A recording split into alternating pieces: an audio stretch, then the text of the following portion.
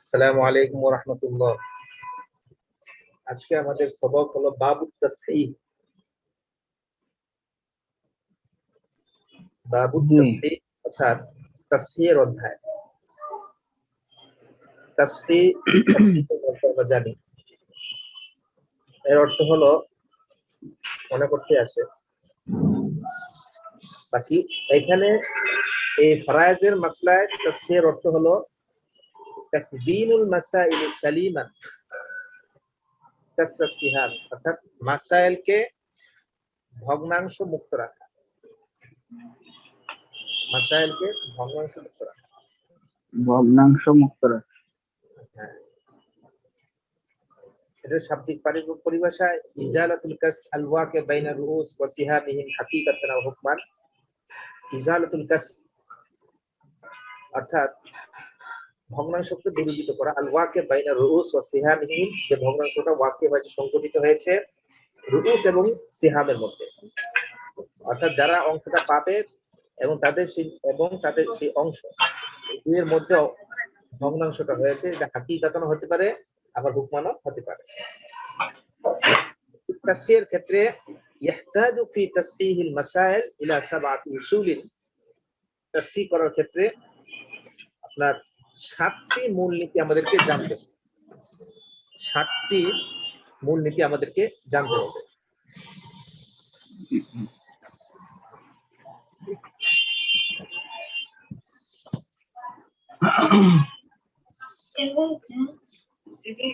এক নম্বর মূলনীতি হলো, আচ্ছা তো এই 7টি মূলনীতি এটা আবার দুই ভাগে বিভক্ত। একটা হলো যে 3টা হলো সিহাম এবং রুউস, অর্থাৎ যারা উত্তরাধিকারীদের যে অংশ এবং উত্তরাধিকারীর তাদের যে সংখ্যা, এই দুইটার মাঝে। আর 4টি মাসলা হলো আপনার 4টি উসুল হলো রুউস এবং রুউসের মধ্যে। এই মোট 7টা উসুল করতে পারলে আমরা তাসহিহ মাসলা আমরা সুন্দরভাবে করতে পারবো। তো এক নম্বর হলো সহজ, এক নম্বরটা একদম সহজ, সেটা হলো যদি সিহাম এবং যদি, আচ্ছা তার আগে আমরা আমাদের কিছু আপনার পরিভাষা জানি, কিছু পরিভাষা সম্পর্কে আমরা জেনে নিই। যেমন সিহাম আমরা জানি, সাহামুনের জমা হলো সিহাম, এর অর্থ হলো অংশ। অর্থাৎ এখানে ফরায়েজে মাসলায় সিহাম বলতে কোনটা, অর্থাৎ মূল মাসলা থেকে অথবা তাসহিহ মাসলা থেকে প্রত্যেক ওয়ারিস যে অংশটা পায় ওই অংশটা হলো তার সিহাম। ফরায়েজে মাসলায় যে ওয়ারিস মূল মাসলা থেকে বা তাসহিহ মাসলা থেকে যে অংশটা সে পাবে সেটা হলো সিহাম। কথার কথা সে 6 থেকে 2 পাইলো, 2 হলো তার সিহাম। রুউস, এটা আসলে জমা রুউস, অর্থাৎ ফরায়েজের মধ্যে এই রুউসের মতলব হলো ওয়ারাসার তাদাদ, ওয়ারাসার তাদাদ।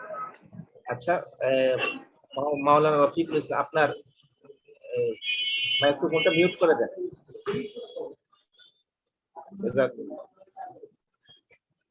আচ্ছা, মাসলায় ফরায়েজে মাসলা রুউস হলো যে ওয়ারাসাতের তাদাদ যেটা, সেটা হলো রুউস। ওয়ারিসদের সংখ্যা, কথা 6 জন ভাই, এই 6 জন বা এই 6, এটা হলো রুউস। আচ্ছা, আরেকটা হলো তয়েফা। তয়েফা মানে দল, অর্থাৎ এখানে উদ্দেশ্য হলো এক কিসিমের ওয়ারাসাত জামাতকে তয়েফা বলা হয়, তয়েফা বা ফরিক বলা হয়।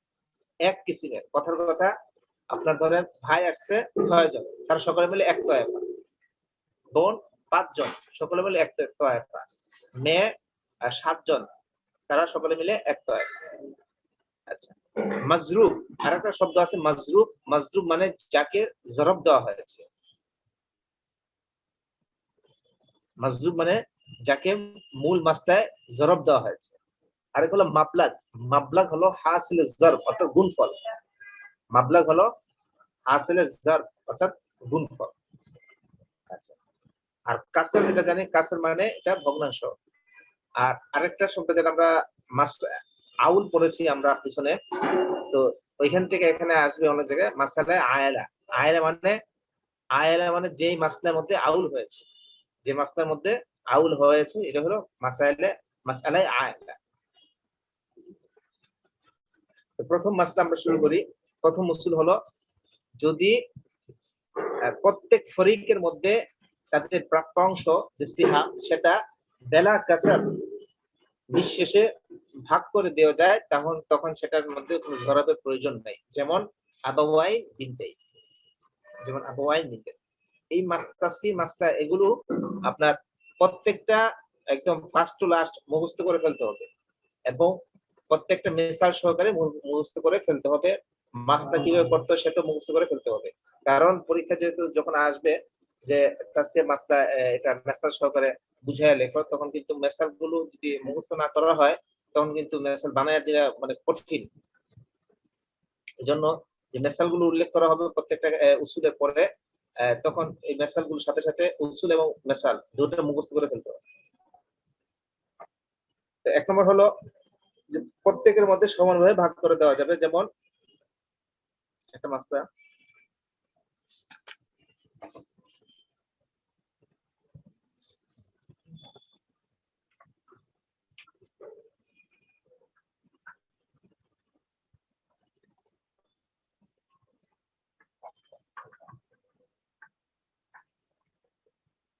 আবাওয়াইন বিনতাই,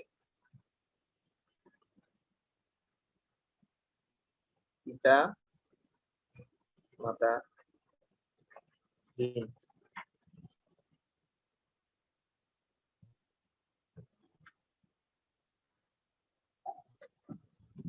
পিতা তো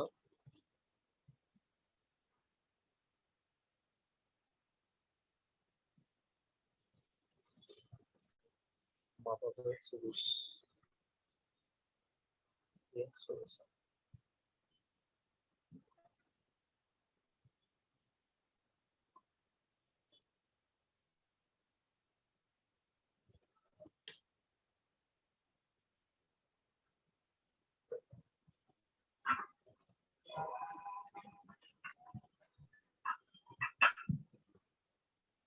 মাসলা কি দেখা যায়?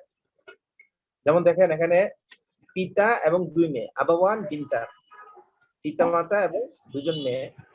তো এখন পিতা যদি কন্যা সন্তান থাকে তাহলে সুদুস এবং আসাবা, মা সুদুস আর বিন দুইজন, পাবে সুলুসান। তো সুদুস হিসেবে মাসলা হবে 6 দিয়ে, সুদুস হিসেবে পিতা 1 আর মা 1, আর বোন মেয়ে আফওয়ান মেয়ে সুলুসান তারা পাবে 4, সুলুসানের 6 সুলুসান হলো 4। তো দেখেন এই 4 এই দুইজনের মধ্যে সমানভাবে ভাগ করে দেওয়া, আমরা ভাগ করে দিয়ে দিচ্ছি, এখানে কোনো কাসর নাই। আর যেহেতু 6 হয়ে গেছে আর কোনো অবশিষ্ট নাই, পিতা আসাবা হিসেবে আর কিছু পাবে না, বাস। এটা হলো প্রথমটা।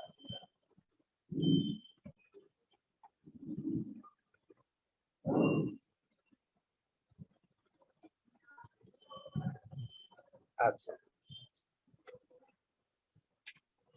দ্বিতীয় হলো,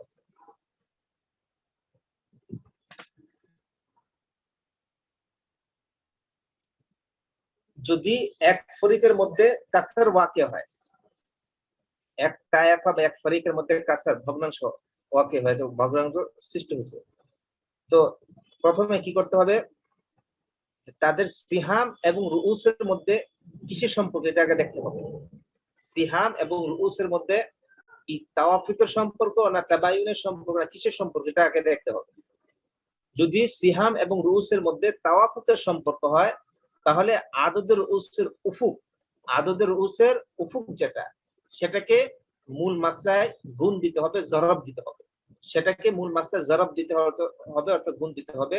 আর যদি মাসলাটা মাসালায় আয়লা হয় তাহলে আউলের মধ্যে জরব দিতে হবে, তখন মাসলা তাসি হবে।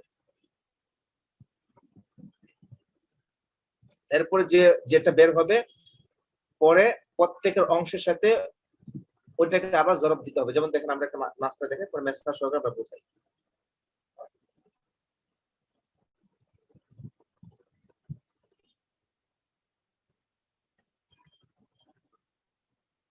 যেমন পিতা আছে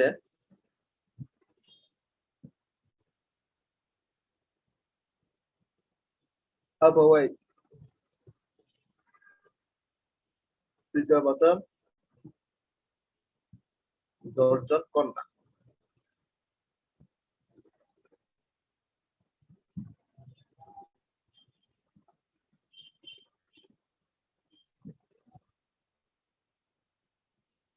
আচ্ছা, এটা সুদুস বা সুদুস সুদুসা।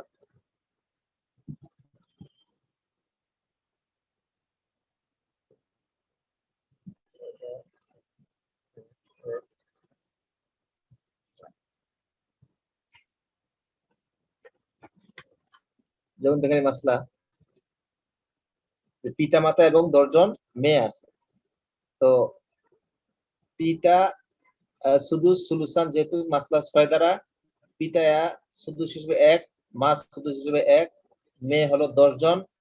তো 10 জন যেহেতু মেয়ে, আচ্ছা তারপর সুলুসান, একের অধিক মেয়ে হলে সুলুসান।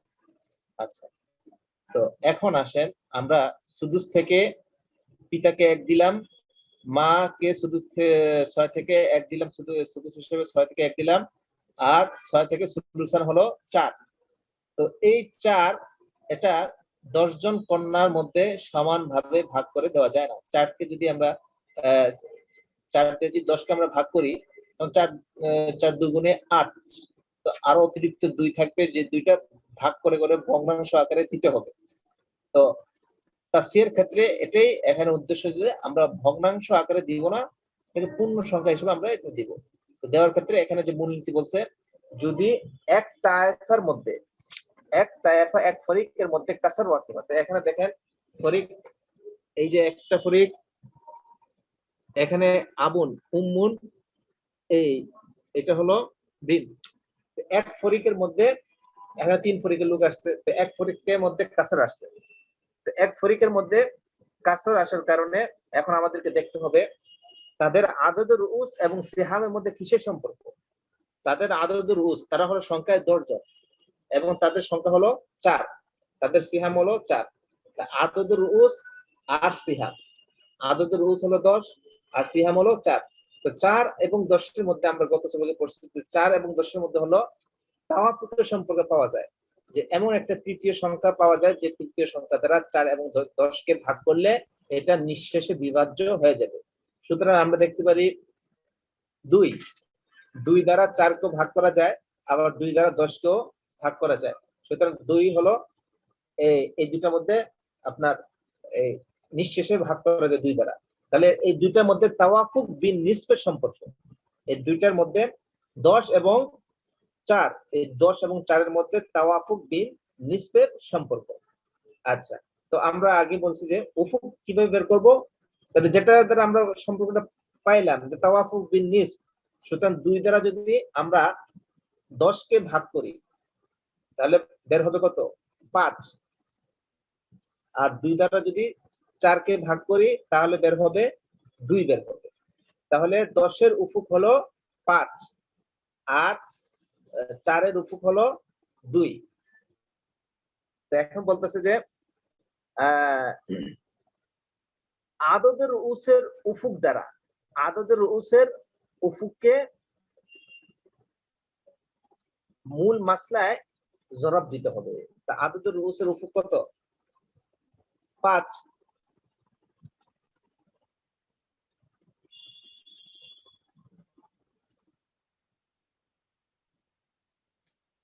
আমরা এখানে লিখে দিলাম উফুক হলো 5, উফুক হলো 5। আদদের উসের উফুককে মূল মাসলায় জরব দিতে হবে। 5কে 6-এর মধ্যে যদি আমরা জরব তথা গুণ দেই তাহলে কত দাঁড়ায়? 5 6 30, 5 6 30।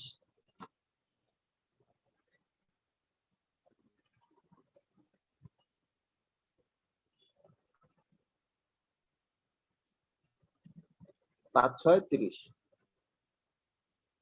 কেউ যদি না বুঝে থাকেন আমাকে প্রশ্ন করবেন।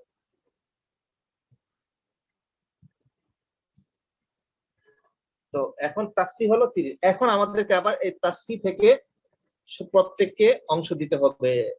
কিভাবে দিব? এখন প্রত্যেকের অংশকে উফুকের সাথে আমরা গুণ করব।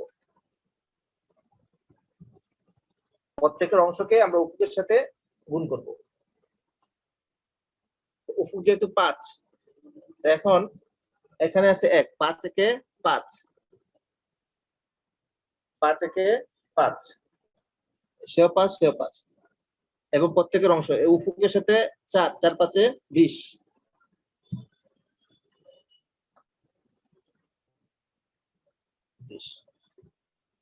এখন আপনি দেখেন এই 20 কে 10 জনের মধ্যে সমানভাবে ভাগ করে দেওয়া যায়। যেমন সমানভাবে ভাগ করে আমরা ভাগ করে দেখাই দিই, দেখা দিতে পারি।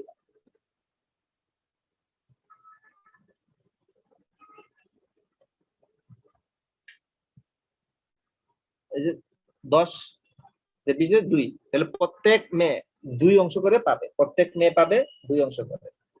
এইভাবে মাসলাটা তাসসি হলো, শুদ্ধ হলো, অর্থাৎ এর মধ্যে কোনো কি নেই, কাসর নেই।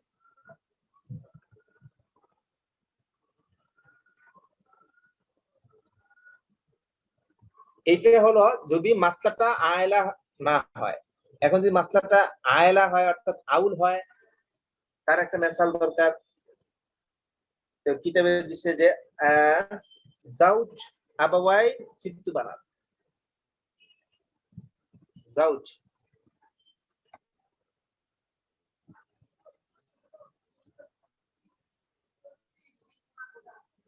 জাউজ আবুন উম্মুন দিন পুরো 6 জন। জাউজ যেহেতু মেয়ে আছে যেন কিভাবে রূপ পিতা সুদুস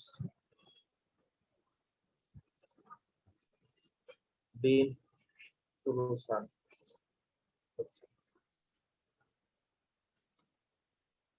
রূপ আসলে 3,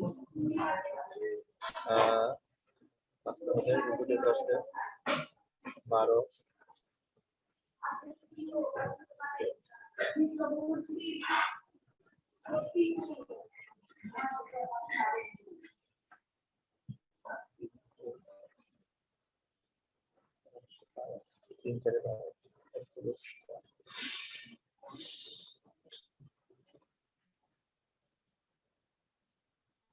এখানে জাউজ স্বামী, বাবা মা এবং 6 জন মেয়ে।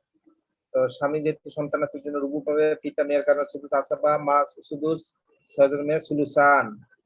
এখন রুবুর সাথে এইগুলো আসছে, এই জন্য মাসলা হবে 12 দ্বারা, মাসলা হচ্ছে 12 দ্বারা।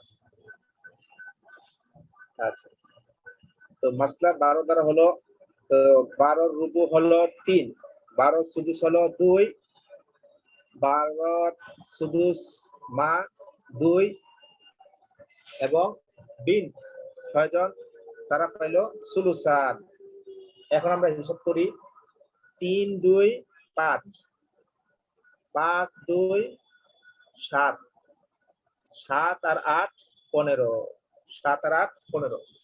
তো মাসটা যেটা করলাম আমরা, এটার সাথে অংশটা বেড়ে গেছে, প্রত্যেকে আমরা এখান থেকে অংশ দিলাম।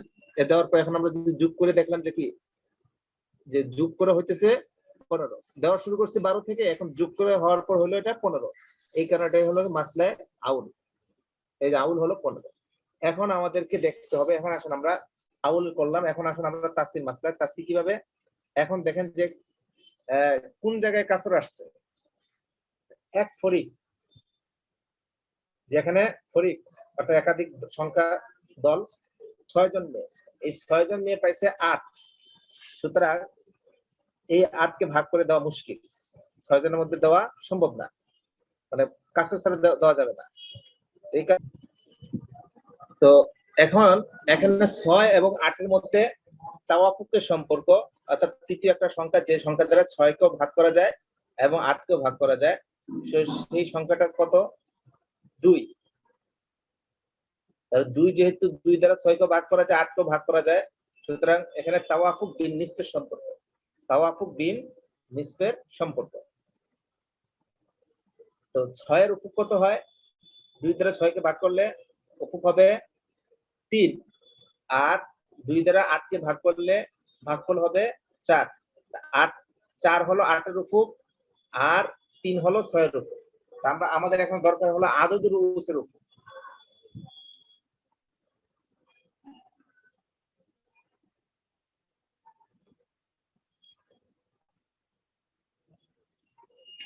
এই যে আমরা এখানে লিখে দিলাম, এই আদদ রুউসের উফুক হলো 3।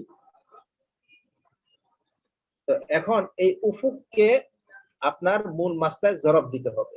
উফুক থেকে উফুককে মূল মাসলায় জরব দিতে হবে। তো মূল মাসলা হলো 15। আর আচ্ছা, মূল মাসলা যদি আয়লা হয় তাহলে মাসলা যেটা আমরা এখানে বোঝানোর উদ্দেশ্য সেটা হলো যদি মাসলাটা যদি মাসালায় আয়লা হয় তাহলে আউলের মধ্যে জরব দিতে হবে।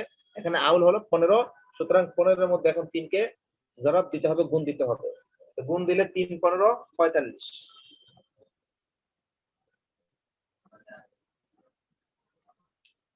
তো 45, এখন 45 থেকে আবার প্রত্যেককে অংশ দিতে হবে। প্রত্যেকে কিভাবে অংশ দিব?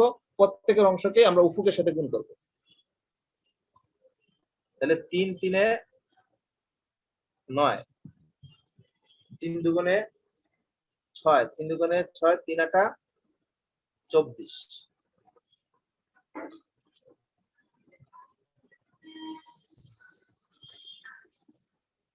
তো দেখেন 9 আর 6 15, 15 আর 6 21। আচ্ছা, 21 আর 24 45। এই হলো টোটাল তাসি 45।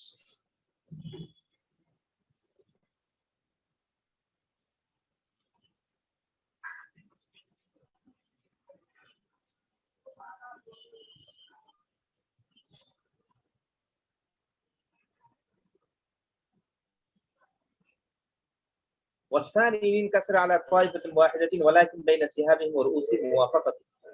আর দ্বিতীয় মূলনীতি হলো যদি এক শ্রেণীর ওয়ারিসদের তাদের প্রাপ্ত অংশ তাদের মাথার পিছু মানে ভগ্নাংশ হয়, বন্টন, কিন্তু তাদের সংখ্যা এবং তাদের যে অংশ সিহাম তার মধ্যে যদি তাওয়াফুকের সম্পর্ক বিদ্যমান থাকে, তাহলে তাহলে ফায়ুদ্রাবু উফুকু আদাদু রুউসি মান ইনকাসারাত আলাইহিম সিহাম ফি আসলি মাসআলাতি। তাহলে যাদের মধ্যে কাসারটা সংঘটিত হয়েছে তাদের আদাদুর রুউসের উফুককে জরব দিতে হবে মূল মাসলাটা।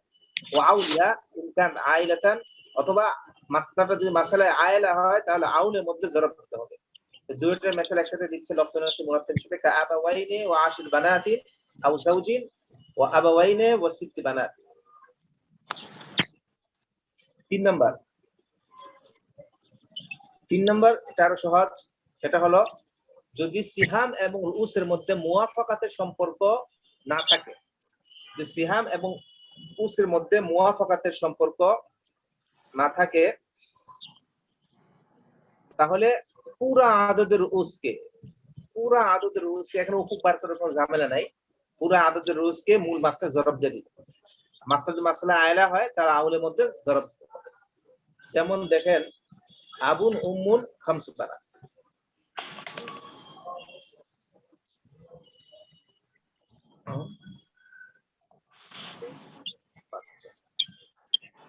আবুন উম বিন 5 জন।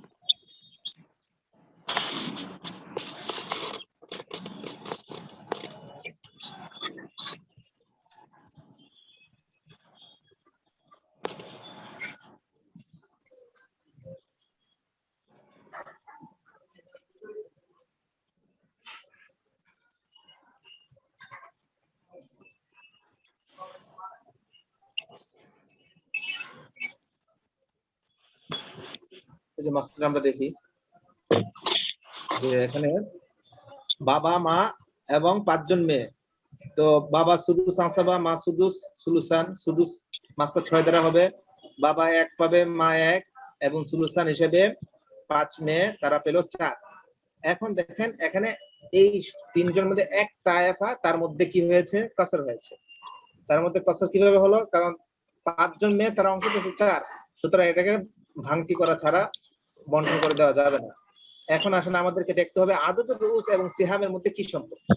আদদের রুউস হলো 5, সিহাম হলো 4, এর মধ্যে কি সম্পর্ক? তো আমরা দেখি যে এই দুইটার মধ্যে আপনার তাবায়ুনের সম্পর্ক, অর্থাৎ এগুলোকে কোন একটা সংখ্যা দ্বারা নিঃশেষে ভাগ করা যায় না। তো কি করতে হবে, এখানে উপুক বের করার দরকার নেই, সরাসরি আদদের রুজকে মূল মাসলায় জরব দিয়ে দিতে হবে। সরাসরি আদদের রুজ হলো 5, এই 5 কে মূল মাসলায় জরব দিয়ে দিতে হবে। তাহলে মাজরুব হলো 5।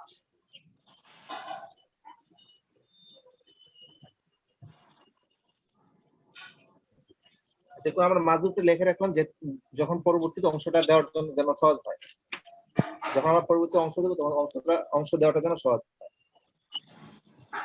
তো আদদের রুজ হলো 5, এই 5 কে এখন মূল মাসলা 6 এর মধ্যে জরব দিতে হবে। 5 6 30,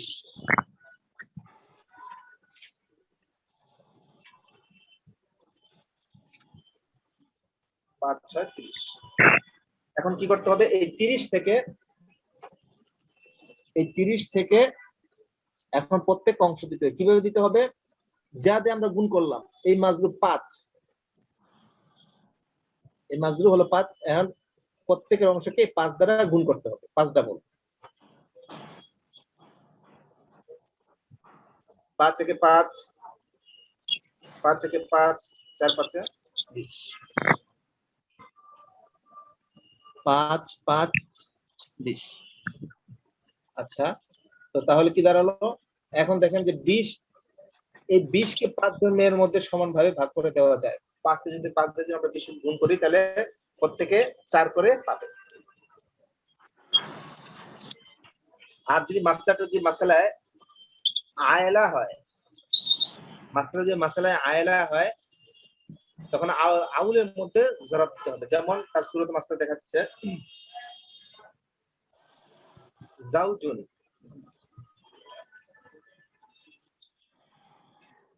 এবং খামস আখওয়াত লিআবিন উম্মিন, তথা 5 জন মাসুরি আপন, আখওয়াত লিআবিন উম্মিন আপন,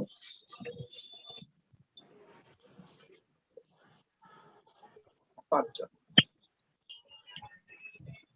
তাহলে নিস সন্তানের জন্য স্বামী নিস সুলুসান।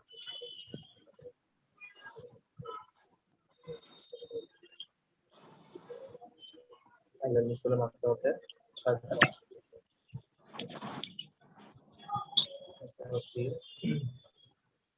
হলো 4।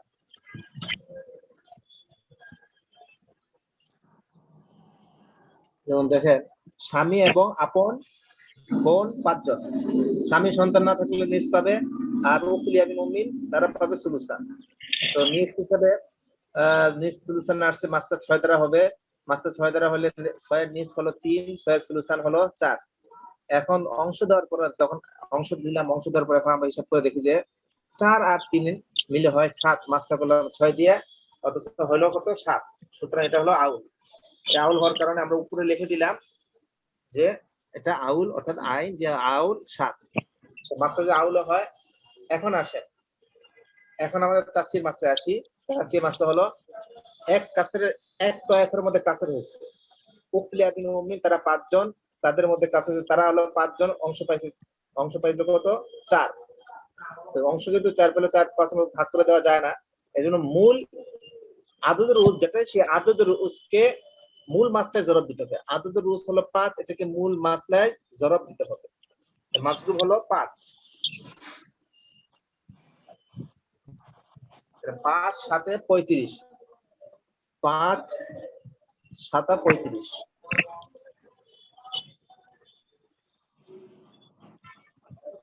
যেহেতু 5 দিয়ে গুণ দেওয়া আছে, প্রত্যেকের অংশ এখন 5 গুণ করে পারবে।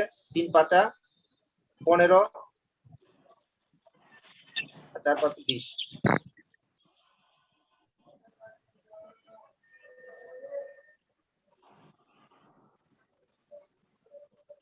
3 প্রত্যেক, যেহেতু মাজরুব 5 থেকে আমি প্রত্যেকের অংশ দিলাম। 3 5 15 আর 4 5 20, 15 আর 20 35। এখন কারো কোনো প্রশ্ন থাকলে আমাকে করতে পারেন, না বুঝে আসে কোথাও কোনো অংশ, কোথাও কোনো জায়গায়।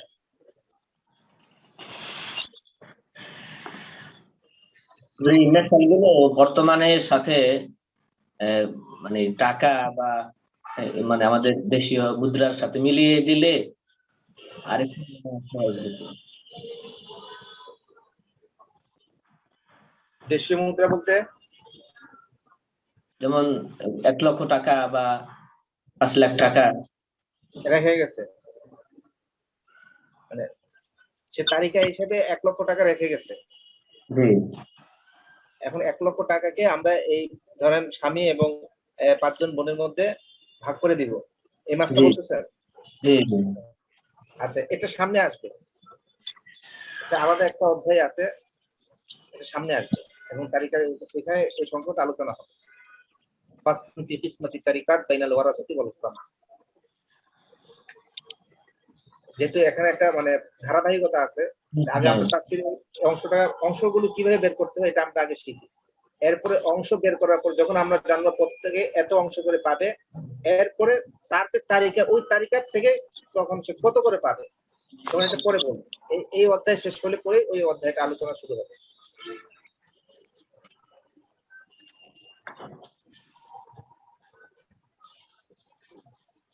আর কারো কোনো প্রশ্ন?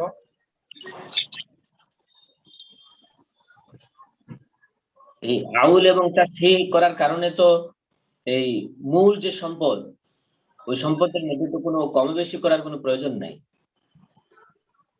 আউল এবং তাফসীর কারণে এটা তো শুধুমাত্র হিসাবের একটা সিস্টেম। হ্যাঁ হ্যাঁ, হিসাব, জি। কিন্তু এমন তো হবে না যে সম্পদটা মিল করতে যাইয়া দিতে হবে বা অমিল হবে। সম্পদ যা আছে ওইটাই বন্টন হবে। সম্পদে কোনো সম্পদ যদি কেউ 1 পয়সা পায় 1 পয়সাই পাবে, এখানে কিন্তু বাড়ানো যাবে না, কিছু করা যাবে না। এটা হলো তার অংশ, মানে টোটাল সম্পত্তি থেকে কত অংশ সে পাবে। এখানে আউলের ক্ষেত্রে যে এখানে একটা ঘটনা উল্লেখ করছে যে আউলের যে প্রথমে যে কিভাবে এটা শুরুটা হলো, এখানে একটা হাদিস পেশ করা হচ্ছে যে আইলুল ফারাইজা,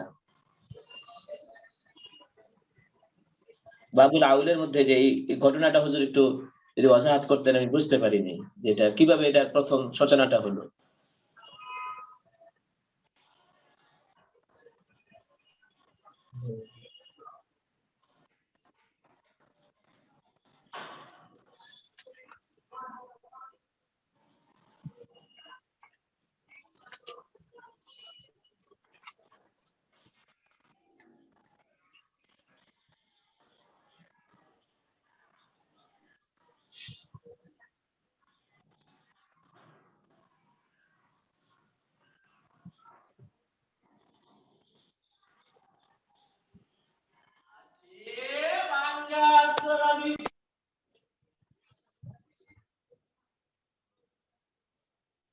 ঘটনা কোন জায়গায়? আপনার কোন নুসখায় দেখছেন?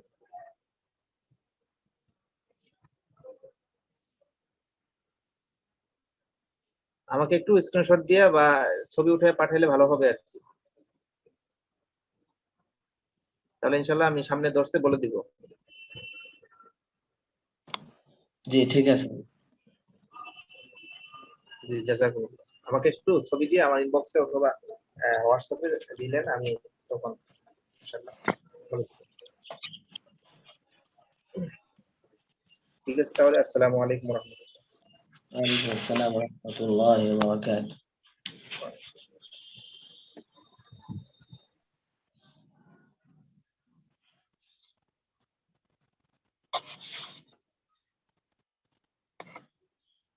সবাইকে আন্তরিক মুবারকবাদ জানাচ্ছি।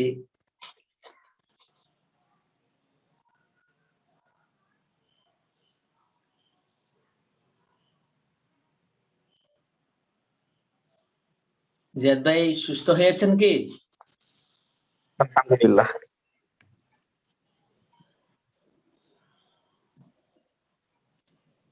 আর ওই যে আমাদের সবাইকে দাওয়াত দিয়েন। একটু দোয়া করেন, একটু ইসে আল্লাহ তাআলা সুস্থ রাখছে। কিছুক্ষণ হ্যাঁ, আগে খুব পেরেশানিতে ছিলাম, আল্লাহ তাআলা সুস্থ রাখছে এখন পর্যন্ত। একটু দোয়া দরকার আছে সবার কাছে। আপনি বেশি বেশি আল্লাহু রাব্বি লা উশরিকু বিহি শাইআ এটা পড়বেন, সব কেটে যাবে কোনটা, কোন ইনশাআল্লাহ। দোয়া? কোন দোয়া? রাব্বি লা উশরিকু বিহি শাইআ। রব্বি লা উশরিকু বিহি শাইআ, এতটুকুই? হ্যাঁ হ্যাঁ, এতটুকুই। সব দুশ্চিন্তা পেরেশানি আপনি এমন পড়তে থাকবেন, সব কেটে যাবে ইনশাআল্লাহ। তা আশা করি সব পেরেশানি মুক্ত হয়ে আমাদের সবাইকে আকিকার দাওয়াতে আপনি প্রস্তুতি নেবেন। আল্লাহ আল্লাহ রব্বি লা উশরিকু বিহি শাইআ। হাদিসে আসছে এটা। হ্যাঁ,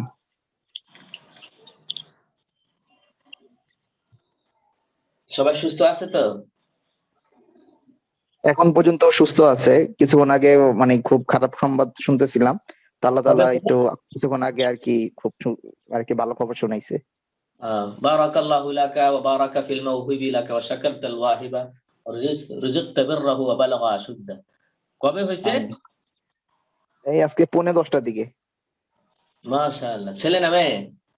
ছেলে। মাশাআল্লাহ। লিযযাকারি মিসলু হাজ্জিল উনসায়াইন। ফরাজের মাসলা হিসাব করছে এখন।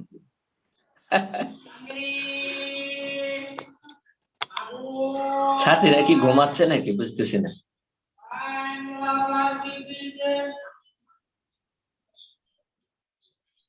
হাজিরা তৈরি নিতেছে সবাই। আচ্ছা আচ্ছা, মাশাআল্লাহ। রফিক ভাই একবারে তেনায় গেল। ইবনে হাসান ভাইও কোনো কথা বলছে না। তারপরে আমাদের সেই অত্যন্ত মানে আহ, মানে স্পষ্ট ভাষাবিদ জনাব হুজাইফা সালমান ভাই, ওনাকেও দেখা যাচ্ছে না।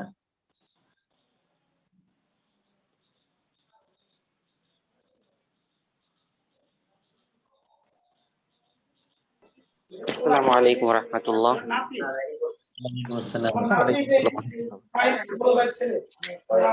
আচ্ছা, টাঙ্গাইলে সখীপুরে আছি, তো এখানে নেট পাচ্ছি না, খুবই মুশকিলে পড়ে গেছি। যাই হোক, তারপরে চেষ্টা করতেছি যতটুকু করানো যায়।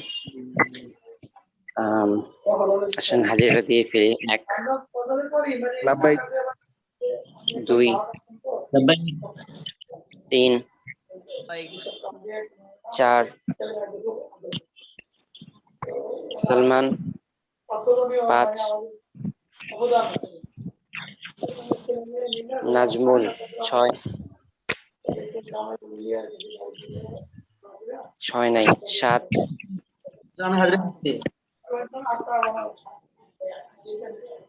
কে কি বললো? 6 নাম্বার আছেন?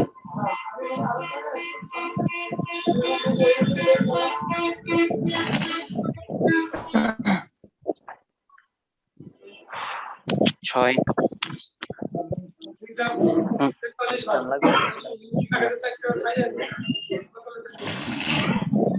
7 ওমায়ের 8 9 লাব্বাইক। 10 লাব্বাইক। 11 12 লাব্বাইক ওমর 13 লাব্বাইক 13 মুসা 12 আছে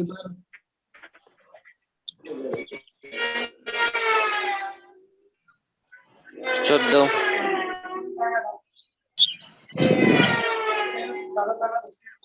জহির নাই 12।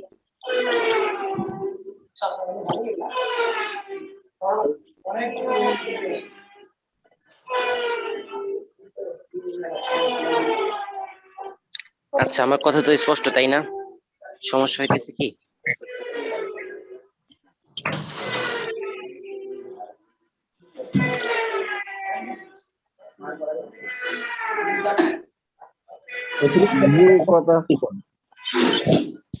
জি, বুঝতেছি না, কথা ভেঙে ভেঙে আসে। কিন্তু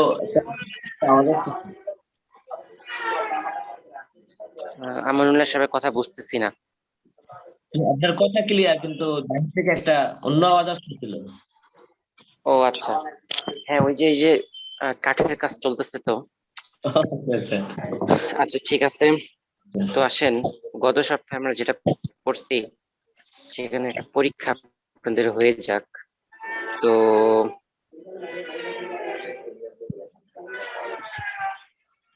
আচ্ছা,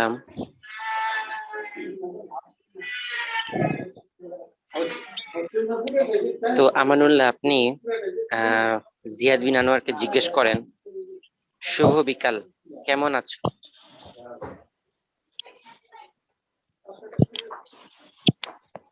Good evening. How are you? Oh, Ziad Anwar.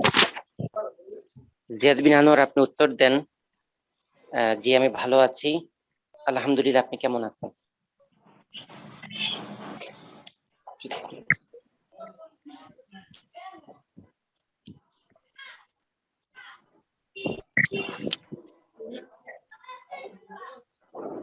Ziyad বিন আনোয়ার আছেন নাকি নাই?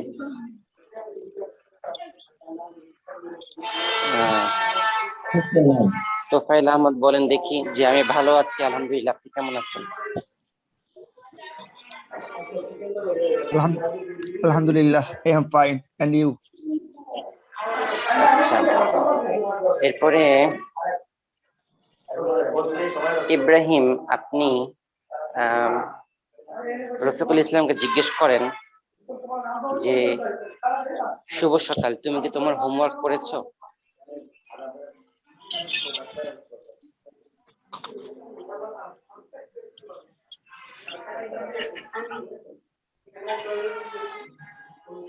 ইব্রাহিম নাই? হুজুর দেখি না হুজুর। পড়েন নাই কেন? এক সপ্তাহ সময় গেল, তারপর পড়লেন না। কে বলবেন তাহলে? রফিকুল ইসলাম, আপনি আমানুল্লাহকে জিজ্ঞেস করেন যে শুভ সকাল, আপনি কি আপনার হোমওয়ার্ক করেছেন?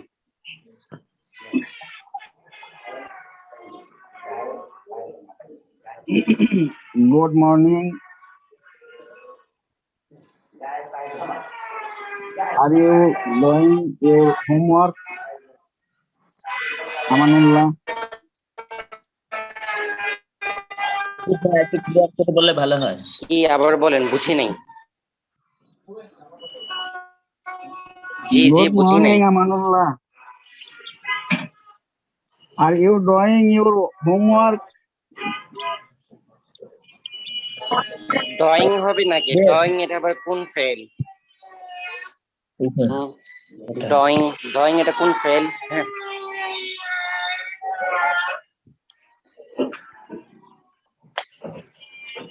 হ্যাভ ইউ ড্রয়িং না, এটা হচ্ছে past participle, have you done. ঠিক আছে, have you done your homework. আচ্ছা, এরপরে আমানুল্লাহ, আপনি উত্তর দেন, Have you জি done আমি your করেছি। homework? হ্যাঁ, আমানুল্লাহ, আপনি উত্তর দেন, জি আমি করেছি, আপনার সঙ্গে আগামীকাল দেখা হবে। Yes,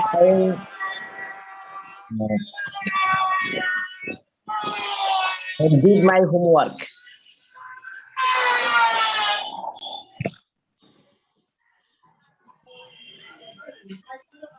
And Yes, I have. কি আবার বলেন, বুঝি নাই। yes, I did my homework. না, এটা হবে হচ্ছে ইয়েস আই হ্যাভ ডান। ঠিক আছে, আই হ্যাভ, শুধু আই হ্যাভ বললেও হয়, তবে পুরো ফেল বলে সুন্দর। তো I have done my homework. আচ্ছা, এরপরে বলেন যে আপনার সাথে আগামীকাল দেখা হবে।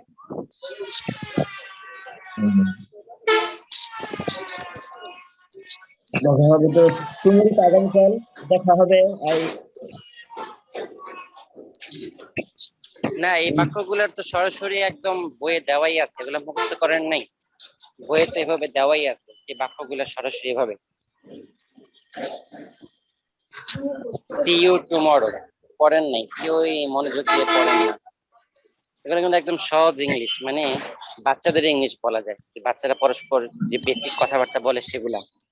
তো এগুলো তো এমন না যে আমি বানায় বানায় আপনাদেরকে বলতেছি, বইয়ে যেগুলো আছে সেগুলোই জিজ্ঞেস করতেছি, তো অন্তত পক্ষে মুখস্থ করলেও পেরে যাওয়ার কথা। তো পড়েন নাই কেউ, তো এই পর্যন্ত যতগুলো কনভারসেশন গেছে, যেমন হচ্ছে আমরা 45 নম্বর পৃষ্ঠা দেখছিলাম, তারপরে আরো বেশ কয়েকটা কনভারসেশন গেছে আর কি, মানে দুজনের সাথে কথাবার্তা, দুজন মিলে কি কি কথাবার্তা বলে, এই কনভারসেশন গুলো আপনার আগামী ক্লাস করে আসবেন, ঠিক আছে? তো এটা আজকে পড়া থাকলো, নতুন একটা পড়া দিলাম না, যেহেতু আপনারা পড়তেছেন না এই জন্য আবারও পরে দিয়ে দিলাম। তো ঠিক আছে, ইনশাআল্লাহ আজকে এই কত পর্যন্তই। পৃষ্ঠা? আসসালামু 45? আলাইকুম। হোমওয়ার্ক কয়টা আছে আমি বলি। 45 নম্বর পৃষ্ঠায় ইয়ে আছে আপনার, এই যে কনভারসেশন আছে, তারপরে 45 নম্বর পৃষ্ঠায় আছে, তারপরে আছে হচ্ছে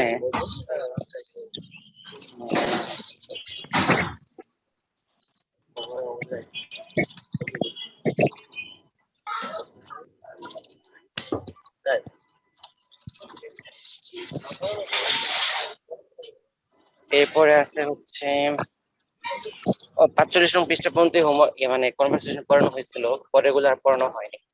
তাহলে 45 পর্যন্ত যে মানে 45 নম্বর পৃষ্ঠা পর্যন্ত যে হোমওয়ার্ক গুলো আছে সেগুলো আপনারা পড়ে আইসেন।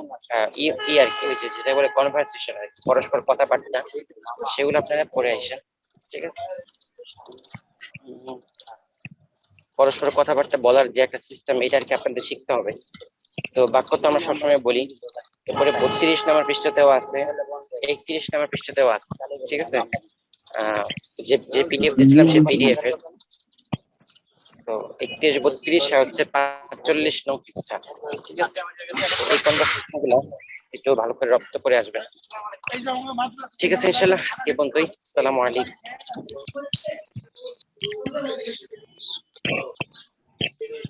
ওয়ালাইকুম আসসালাম।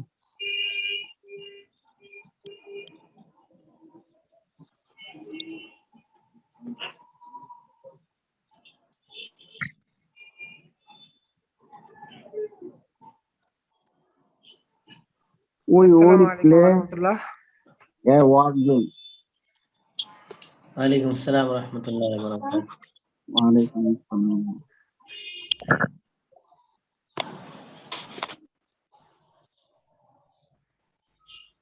আমাদের তো বৃহস্পতিবার কয়েকটা বিষয় যাবত ফতোয়া দারুল দেওবন্দ এটার মোতালা করা হইতেছে, দেখা হইতেছে।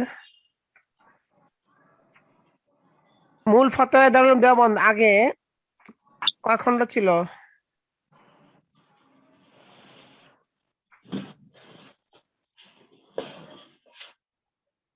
মনে আছে? কয়েকবার তো বলছি 12 খণ্ড। 12 খণ্ড, পরে আরো 6 খণ্ড বাড়ানো হয়েছে, তাই না? জি জি। আচ্ছা, তো এখন 18 খণ্ড হয়ে গেছে এখন টোটালে। প্রত্যেকটা খণ্ডের থেকে আমরা কিছু কিছু পড়ে আসছি, একটা দুইটা করে বিভিন্ন ফতোয়া পড়ে আসছি একটু মুনাসাবাতের জন্য, যাতে পরে মোতালা মানে মোতালা শুরু করে দেওয়া হইলো, কোরআন শরীফ খতম করে আবার মুফতিহন পর্যন্ত পড়ে সবাই, কেন যেন সামনে পড়ারই হয়। তো এরকম আর কি কিছু পড়ে দেওয়া হলো, সামনে পড়ার যাতে যোগ পয়দা হয়। আচ্ছা, তাহলে এর আগে তো 11 খণ্ড পর্যন্ত হয়ে গেছিল, তো 12 খণ্ড থেকে আজকে কিছু আমরা পড়তে পারি। 12 খণ্ডের মধ্যে আলোচনা হলো আইমান, কসম নিয়ে। আচ্ছা, লিংক দিচ্ছি।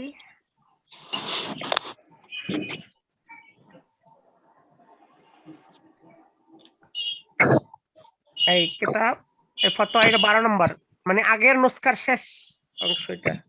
নতুন নুসখা হলো 13 থেকে শুরু, আগের নুসখার শেষ 12 নম্বর। এর মধ্যে আছে কিতাবুল আইমান, অন নুজুর, নজর মান্নত, কসম, কিসাস, কিতাবুল হুদুদ, কিতাবুল সিয়ার, কিতাবুল লুকতাহ, এই সবগুলো বিষয় এখানে আছে। আচ্ছা, সূচি মতের মধ্যে কিতাবুল আইমানুল আছে আগে, কসম খাওয়া এবং কাফারার সম্পর্কে আহকাম, এই কসম ইত্যাদির ব্যাপারে। আচ্ছা, তারপরে আছে আপনার বাবুন নুজুর, মান্নাতের বয়ানের পরে আছে যে নজর মান্নাত মান্না और उसके मुतालिक আহকাম ও মাসাইল, মান্নাত মানা সম্পর্কে। তারপরে আছে কিতাবুল কিসাস, কতল और जख्मी करने से मुतालिक আহকাম ও মাসাইল। এরপর আছে আহকামে জিনা, জিনা वगैरह से मुतालिक আহকাম। এরপর আছে চুরি वगैरह से मुतालिक আহকাম। তারপরে আছে হদ্দে কযফ, এরপর আছে হদ্দে শুরব, তারপর তাজির, অন্যান্য যে শাস্তি আছে ইসলামে সেই সম্পর্কে আলোচনা। তারপরে ফতোয়া দারুল দেওবন্দ পুরা যদি 16 খণ্ড মানে 18 খণ্ড সম্পূর্ণটা পড়েন তাহলে মনে করেন অনেক মানে ফতোয়া মোটামুটি ভাবে সবগুলো ফতোয়া অবুর হয়ে যাবে, কারণ এখানে তো সব রকমের ফতোয়া, দারুল দেওবন্দ যে একটা মার্কাজি প্রতিষ্ঠান, সব রকমের ফতোয়া এখানে জমা হয়েছে। আর এই ফতোয়া গুলোর মধ্যে সিহাতের ব্যাপারে এতমাদ করা যায়, কারণ এখানে তো আবার তাহকিক হয়েছে পরে, আবার যেহেতু পরবর্তী আবার তাহকিক হয়েছে সবগুলা, সুতরাং পুরা সেই সব 18টা খণ্ড সবার পড়া দরকার। সম্পূর্ণ পড়লে ফতোয়ার ব্যাপারে একটা বিরাট নিজের অবর হবে। ফতোয়া দেওয়ার জন্য তো নিজের আগে ফতোয়ার লাগবে, বেশি বেশি মোতালা দরকার। আচ্ছা, এরপর হচ্ছে জিজিয়া, ইসলামী হুকুমতের মধ্যে জিজিয়া গায়রে মুসলিমের উপর, সেগুলো আলোচনা আছে এখানে এই কিতাবের মধ্যে। তারপরে আছে কিতাবুল লুকতা, কোথাও জিনিস পাওয়া গেলে সে সম্পর্কে হুকুম। আচ্ছা, আমরা কিতাবুল আইমান থেকে আজকে শুরু করি এখানে। আচ্ছা, পড়েন দেখে একজন। बिस्मिल्लाहिर रहमानिर रहीम। कसम खाना और उसके कफ़ारा से मुताल्लिक़ अहकाम व मसाइल। हल्फ़ुल कुरान जायज़ है या नहीं? हल्फ़ बिल कुरान जायज़ है या नहीं? सवाल कुरान में হ্যাঁ, প্রশ্ন কি হালফ বিল কোরআন, কোরআন নিয়ে কসম খাওয়া জায়েজ আছে কিনা, এটা হলো প্রশ্ন। আমরা অনেক সময় কোরআন নিয়ে কসম খাই না, যে কোরআন শরীফ ধরে বলতেছি, হ্যাঁ কোরআন শরীফ হাত রেখে বলতেছি, কোরআন হাতে নিয়ে বলতেছি, তো এরকম কোরআন শরীফ দিয়া কসম খাওয়াটা যাবে কিনা। সওয়াল, कुरान मजीद पर हाथ रखकर या उसको हाथ में लेकर किसी अमर या नहीं के फेल या तर्क, मसलन सौम व सलात की पाबंदी करने, निशाखारी और নেশাখোরি, जुआबाजी ঠিক আছে, और জুয়াবাজি, आने पर कसम व आहद करना या कराना शरअन दुरुस्त है या नहीं?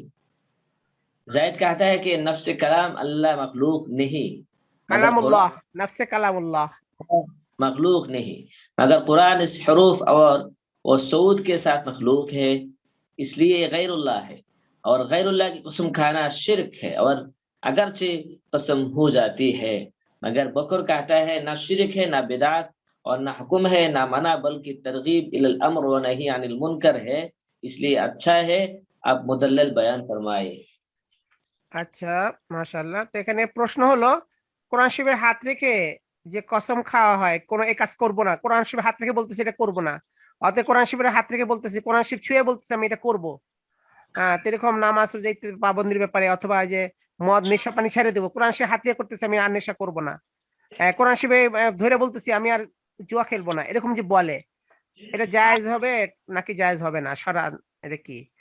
এক ব্যক্তি জায়েদ, একটা ব্যক্তি আর কি, সে বলে, অনেকে বলে যে কোরআন শরীফটা আল্লাহর মানে কোরআন শরীফ আল্লাহর কালাম, তা আল্লাহর কালাম তো কালাম হিসেবে এটা তো আল্লাহ সৃষ্টিকর্তার সিফত, তা আল্লাহর সিফত তো মাখলুক না, বরঞ্চ আল্লাহ তাআলার জাত এবং সিফত এগুলো হচ্ছে আজালি, এগুলো মাখলুক না।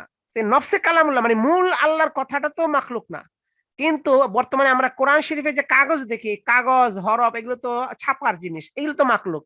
অর্থাৎ এগুলো মানে অর্থাৎ এই যে নকশা, যে নকশার মাধ্যমে কোরআন শরীফের নকশা ছাপা এই হরফের মাধ্যমে তো কোরআন শরীফ বোঝা গেছে। মূল যে কোরআন শরীফ ওইটা তো মাখলুক না, কিন্তু হরফ কাগজ এটা তো মাখলুক, এই জন্য এটা তো গায়রুল্লাহ বলা যায়। তাহলে এই কোরআন শরীফ মানে কাগজ হাতে নিয়ে যদি কেউ কসম খায়, তা গায়রুল্লাহর কসম খাওয়া হলো, আজ এটা শিরিক হবে।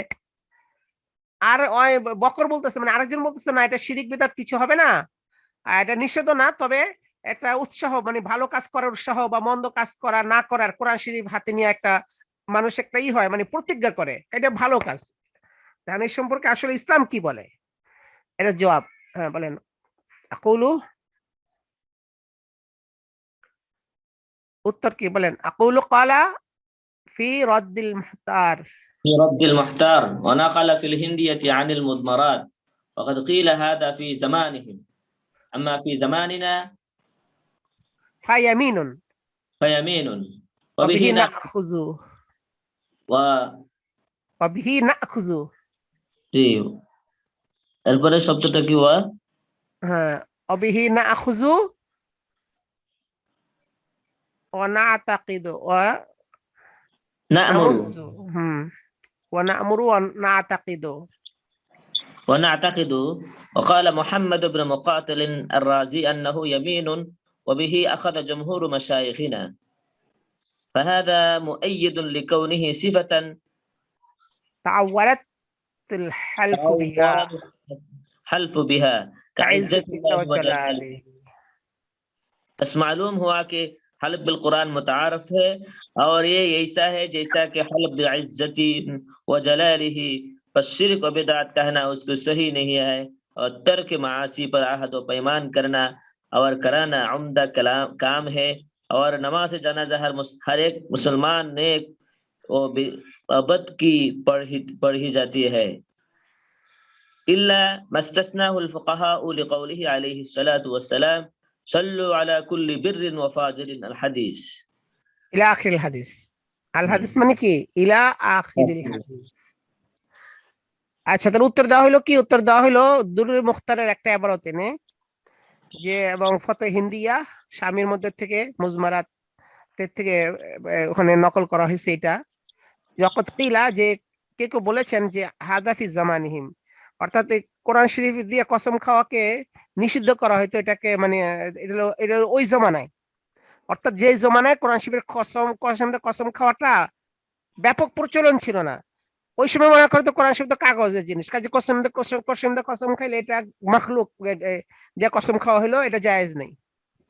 তো ওই জমানায় ছিল যেটা, অর্থাৎ যখন কোরআন শরীফের কসম খাওয়াটা মুতাআরাফ ছিল না। কিন্তু বর্তমানের জন্য যে অফিস জামানি না, আমাদের জমানার মধ্যে ইয়ামিনুন, এটা ইয়ামিন হবে কোরআন শরীফ, কারণ আমাদের জমানার মধ্যে ব্যাপক প্রচলন, তারা কোরআন শরীফ হাতে নেয়, কিন্তু এই কোরআন শরীফ দ্বারা এই কোরআন শরীফ বুঝায় না। যারা হাতে নিয়ে, যে কোরআন শরীফ হাতে নিয়ে বলতেছি, আর মানে কাগজ হাতে নিয়ে না, তারা বুঝায় যে এই কোরআন শরীফের মধ্যে যে আল্লাহর কালাম আছে, আল্লাহর কালাম নিয়ে এখানে করতেছে। অর্থাৎ এখানে মূল কথা হলো, যদিও কাগজ কোরআন শরীফ হাতে নেয়, কিন্তু তাদের মূল উদ্দেশ্য থাকে কোরআন শরীফে যে আল্লাহর মূল কালাম আছে, ওই কালাম নিয়ে কসম করা। সুতরাং এটা যেহেতু মুতাআরাফ জিনিসের জন্য কসম হয়ে যাবে,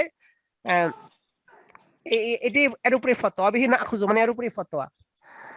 এরকম মুহাম্মদ মুকাতিল রাজি তিনি বলেছেন এর ইয়ামিন হবে, এবং এটি ফতোয়া হবে জুমহুর মাশায়েখের। আচ্ছা, এখন করলে এটা পাইলেন কোথায় যে কসম হবে? কসম হবে দলিল পাইলাম আমরা, যেমন সিফতে, যেগুলো আল্লাহ তাআলার যে সিফত আছে, সিফত দিয়ে কসম খাওয়া যায়, যেমন ইজ্জাতুল্লাহ, জালালুল্লাহ, আল্লাহর ইজ্জতের কসম, আল্লাহর জালালিয়াতের কসম। আল্লাহর ইজ্জত জালালিয়াত, ওইরকম আল্লাহর কালামের কসম। তো বুঝে গেল আল্লাহর কালামটা হচ্ছে আল্লাহর ইজ্জত জালালের মতো। তো এই ইজ্জত জালাল দ্বারা যেমন কসম খাওয়া যাবে, কালাম দ্বারা কসম খাওয়া যাবে, কাজে এটা মুতাআরাফ, এটা নাজায়েজ হবে না, এটাকে শিরিক বিদআত বলা যাবে না। বরঞ্চ গুনাহ থেকে ছাড়ার ব্যাপার যদি কোরআন শরীফ হাতে নিয়ে এরকম বলে, এটা তো ভালো কথা। এই আর কি, মোট এইটি খোলাসা কথা। আচ্ছা, যাই হোক, এখন আমরা, আচ্ছা তাহলে এটা হলো 12 নম্বর। এবার 13 নম্বরটা দেখি। 13 নম্বরে হচ্ছে আমরা 12 নম্বর পর্যন্ত তো পুরান ছাপা, এই জন্য যে লেখাগুলো মানে একটু অস্পষ্ট ভাই। 13 নম্বর থেকে নতুন করা হয়েছে তো এই কম্পিউটার দিয়া, এগুলো আবার পরিষ্কার আছে এই আন্দাজে। হ্যাঁ, নতুন গুলোর আন্দাজে আগের গুলো করা হয় নাই।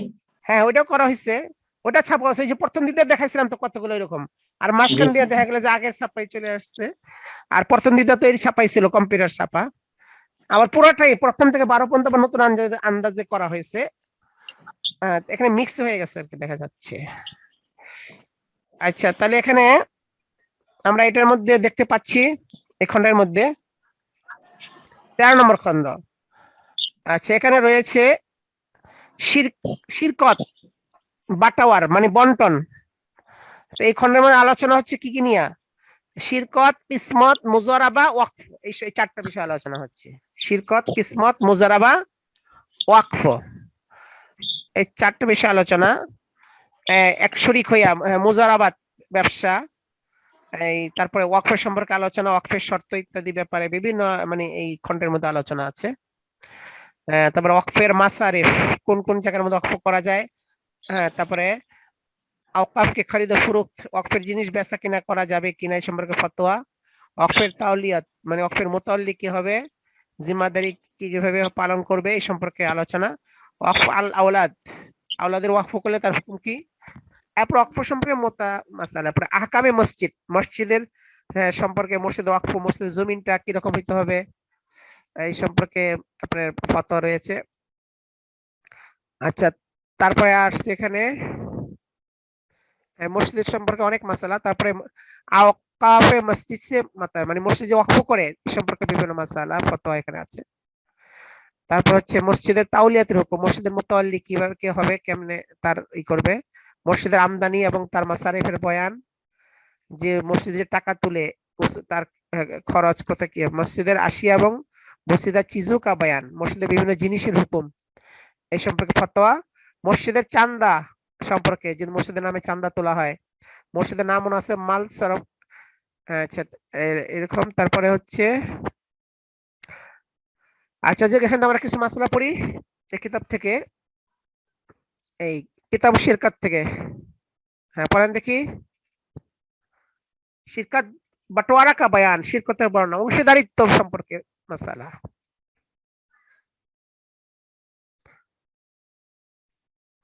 হ্যাঁ পড়েন।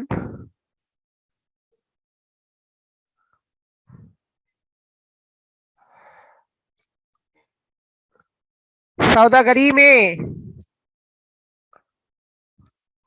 কথা শোনা যাচ্ছে?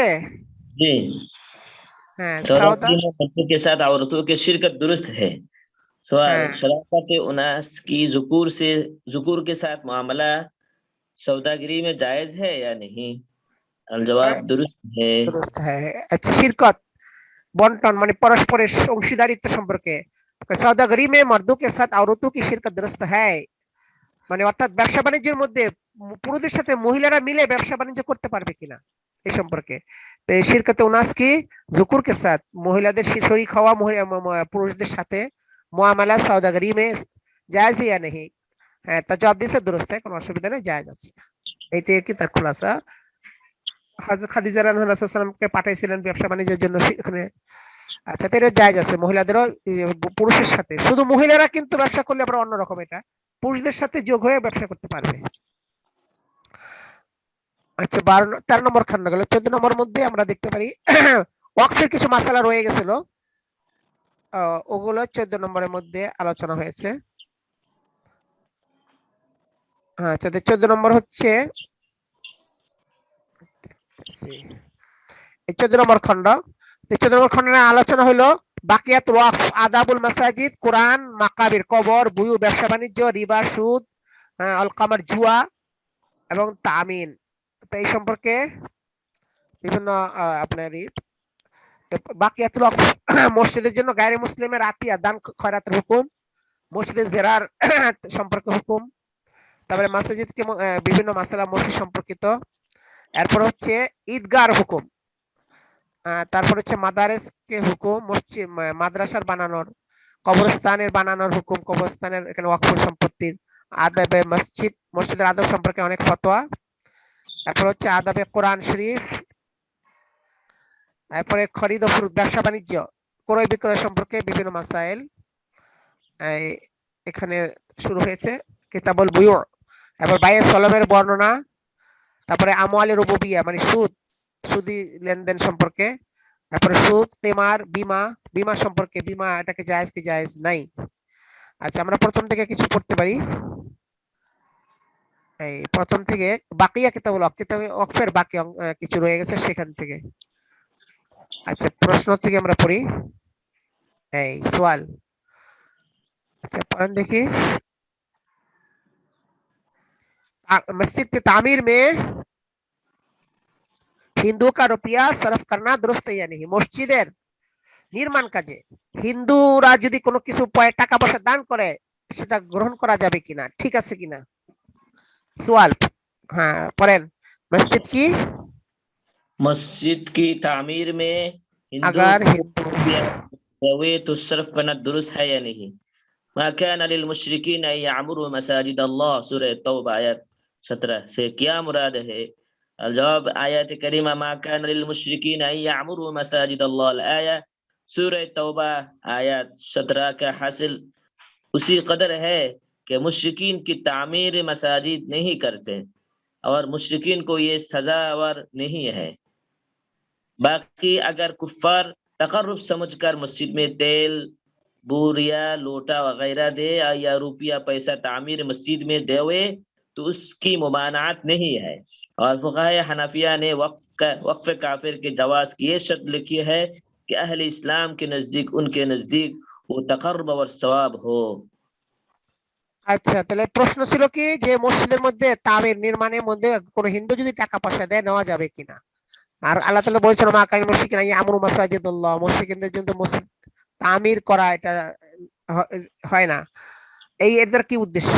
এখন জবাব হলো এটা যে কোরআন শরীফে আয়াত যে বলা হয়েছে মা কাল মুশরিকিনা, মুশরিকদের জন্য মুনাসিব নাই যে তারা আল্লাহর ঘরকে মসজিদকে তারা তামির করবে, নির্মাণ করবে। এখানে বলা হয়েছে অর্থাৎ এখানে বোঝাচ্ছে এটা তাদের জন্য এই কাজ শোভা পায় না, কারণ তারা তো আল্লাহকে তৌহিদ বিশ্বাস করে না, তা আল্লাহর মসজিদ কেমন তারা নির্মাণ করবে, এটা শোভা পায় না। তবে কোন এরকম কাফের মুশরিক হিন্দু যদি এটা ভালো কাজ, নেকের কাজ, মানে একটা ভালো কাজ মনে করে, একটা মানে নেকের কাজ মনে করে মসজিদের মধ্যে তেল, এরপরে চাটাই, লোটা, এগুলো মানে কোনো জিনিসপত্র দেয় মুসলিমদের ব্যবহারের জন্য অথবা নির্মাণের জন্য টাকা পয়সা দেয়, এটা নিষেধ না, তারা দিতে পারে এবং এটা মসজিদের কাজে লাগানো যাবে। তবে শর্ত লাগাইছে হানাফি ফুকাহার জন্য যে এটা যেটা দিচ্ছে এটা তারা যেন সবের কাজ মনে করে। হ্যাঁ, তো এমন না যে তারা অনুগ্রহ করতেছে মুসলমানদের উপরে, অনুগ্রহ করে দিলে তখন এটা পরে যে আমরা আমগো দিয়ে তোমার চলতেছো, তারা এরকম পরে এটা নিয়ে ই করতে পারে। ওই রকম তারা যদি মনে করে যে আমরা তাকারুপের জন্য দিচ্ছি, মানে এই এবং তারা এটাকে তাকারুপ মনে করে, তাহলে নেওয়া যাবে, এটা শর্ত। হ্যাঁ, এটাকে তারা অনুদান নিজের একটা বড়াই করবে এরকম করলে হবে না, নিজের অহংকার করবে যে আমরা মুসলমানদের চালাই, এরকম যেন না হয়। আচ্ছা, যাই হোক, এবার আমরা পড়বো 15 নম্বর, 14 নম্বর চলে গেল, 15 নম্বর খণ্ড। আচ্ছা, 15 নম্বর খণ্ডের মধ্যে এখানে বয়ান হচ্ছে বিভিন্ন আরিয়াত, হেবা, ইজারা, মানে তো মুআমালাতের অন্যান্য যে বর্ণনা আছে, মুজারাত, মুসাকাত, এরপর উজহিয়া, আকিকা, এই সম্পর্কে বর্ণনা এই খণ্ডের মধ্যে। প্রথম আলোচনা করেছে করজ, কর্জে হাসানা কি, কর্জে হাসানা কিভাবে হবে, তারপরে হচ্ছে কাজা এবং হুকুম, আচ্ছা, তারপরে গাওয়াহি, সাক্ষী, বিচার, মানে বিচার ব্যবস্থা, সাক্ষী, এইসব নিয়ে আলোচনা। এরপর ওয়াকালাত, উকিল হওয়ার জন্য দাওয়া, দাবি কেমনে পেশ করবে, ইকরার এবং সোলা, ওদিআতের বর্ণনা, আরিয়ত, হেবা, এইসব আলোচনা এখানে আছে। এরপর ইজারা। আচ্ছা, তারপরে আমরা এখানে আরো পাওয়া যাবে গসব, তারপরে হকের সোফা দাবি করা, মুজারাআত, খ্যাতি করা, চাষাবাদ করা, এইভাবে কোরবানির বর্ণনা, কোরবানির বিভিন্ন মাসাইল, ফতোয়া। আচ্ছা, তারপরে এখানে পাবেন আপনারা গোশত হারাম, চরম কোরবানিকে মাসারিফ, চামড়া, তারপরে আকিকার বর্ণনা। এই পর্যন্তই। আমরা প্রথমটা আমরা পড়তে পারি, সেটা হচ্ছে প্রথম মাসালা যেটা করজের বর্ণনা, করজে হাসানা। अच्छा, करज সম্পর্কে আমরা মাসলা পড়তে পারি। कर्ज হাসানা की तारीफ और नालिश करके उसको उसूल करना। कर्ज হাসানার তারিফ মানে কাকে বলে कर्ज হাসানা, এবং নালিশ কইরা যদি টাকা না দেয় বিচার কইরা कर्ज হাসানা উসুল করা যাবে কিনা, কারণ कर्ज হাসানা তো সবের জন্য দিছে। এখন যদি নালিশ কইরা মামলা মোকদ্দমা কইরা এটা হাসিল করে তাহলে সব থেকে মাহরুম হয়ে যাবে নাকি এই সম্পর্কে সওয়াল। হ্যাঁ, পড়েন। अलिफ, कर्ज हसना किसको कहते हैं, कर्ज हसना काके बोले? क्या कर्ज हसना का देने वाला मकरूज से वापसी जिर कर्ज हसना का तकाजा कर सकता है या नालिश दावा मुकदमा करके उसूल कर सकता है। अगर तकाजा या नालिश से कर्ज हसना उसूल कर लिया जाए तो क्या देने वाला बदस्तूर सवाब का मुस्तहिक रहेगा? अच्छा, देखो এটা প্রশ্ন, মানে कर्ज हसना কাকে বলে, এরপরে এই টাকা পয়সা উসুল করে নিতে পারবে কিনা জোর জবরদস্ত, মানে নালিশ করে যদি সহজে না দেয়, আর যদি মামলা মোকদ্দমা করে নেয় তাহলে সে সওয়াব পাবে কিনা, कर्ज হাসানা দিলে সওয়াব হয়। হ্যাঁ, জবাব আর এই বাত সব একসাথে জবাব দিছে। हर एक कर्ज जो बिदून किसी मुआवजा के और बिदून सूद लेने के किसी को दिया जाए वो कर्ज हसना है। और कर्ज देने वाला जिस वक्त उसको जरूरत हो तकाजा कर्ज अदा करने का मकरूज पर कर सकता है, और अगर मकरूज कर्ज के देने में बावजूद कुदरत के लईता वाला अल्लाह करे और टलाए तो कर्ज देने वाला नालिश करके भी अपना कर्ज उसूल कर सकता है। और ये तकाजा और नालिश करना उसको कर्ज हसना होने से नहीं निकलता है और सवाब नीयत पर है, जबकि नीयत कर्ज देने वाला की आनत और वो इमदाद मकरूज थी तो सवाब उसकी हासिल होगा फकत। আচ্ছা যাক, জবাব যা দিল তার খোলাসা হলো এই যে কর্জে হাসানা কাকে বলে, যদি কাউকে ঋণ দেয় কোন রকমের বিনিময় ছাড়া এবং সুদ নেওয়া ছাড়া, সেটি কর্জে হাসানা। এই জন্য কর্জে হাসানা এই যে দিছে সেটা অন্যের জরুরত পুরা করার জন্য। তো কাজেই কর্জা, আর যখন জরুরত পুরো হয়ে গেল তখন তার কাছে চাইতে পারে যে সে যেন দিয়ে দেয় যখন তার প্রয়োজন হবে। কিন্তু যদি সে ক্ষমতা সত্ত্বেও না দেয়, খালি টালমাটাল করে, কাল দেবো পরশু দেবো এরকম খালি ঘুরায়, তাইলে নালিশ কইরা তার জন্য টাকাটা উসুল করতে পারবে। তো নালিশ করার কারণে সে সব থেকে মাহরুম হবে না, কারণ সে তো দিছে জরুরতের জন্য, জরুরত পুরা হয়ে সব হয়ে গেছে। কাজে এখন সে সেই টাকাটাও মামলা মোকদ্দমা করলেও সে সব থেকে মাহরুম হবে না।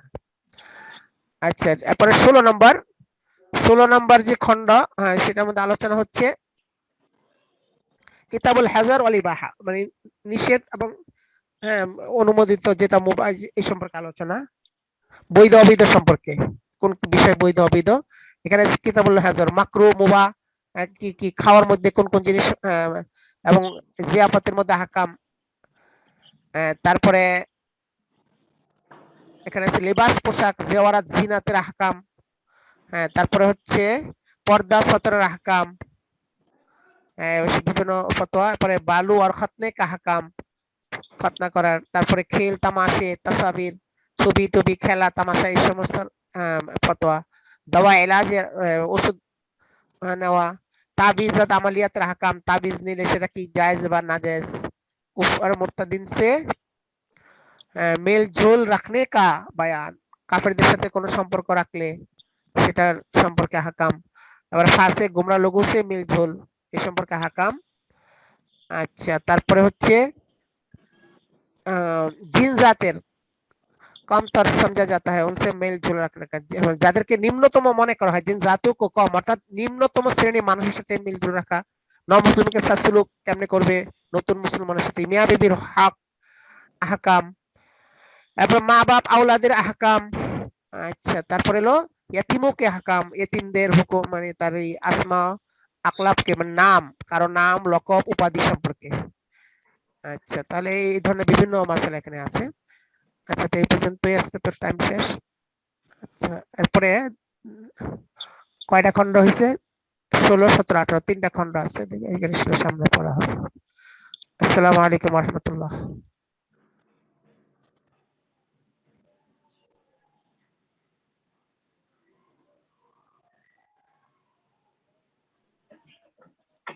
ওয়ালাইকুম আসসালাম ওয়া রাহমাতুল্লাহ।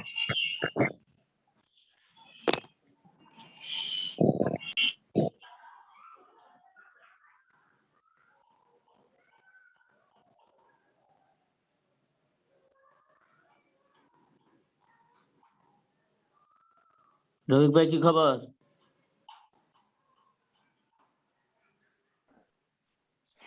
আসসালামু আলাইকুম ওয়া রাহমাতুল্লাহি ওয়া বারাকাতুহু। ওয়ালাইকুম আসসালাম।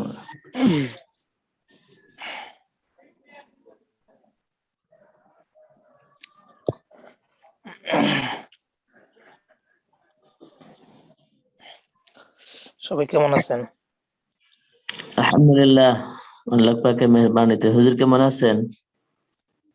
জি আলহামদুলিল্লাহ।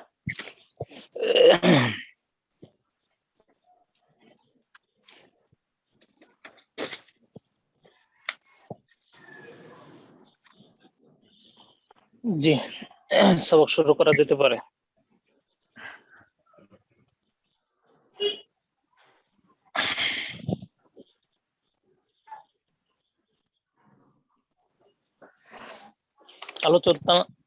আলোচনা চলতেছিল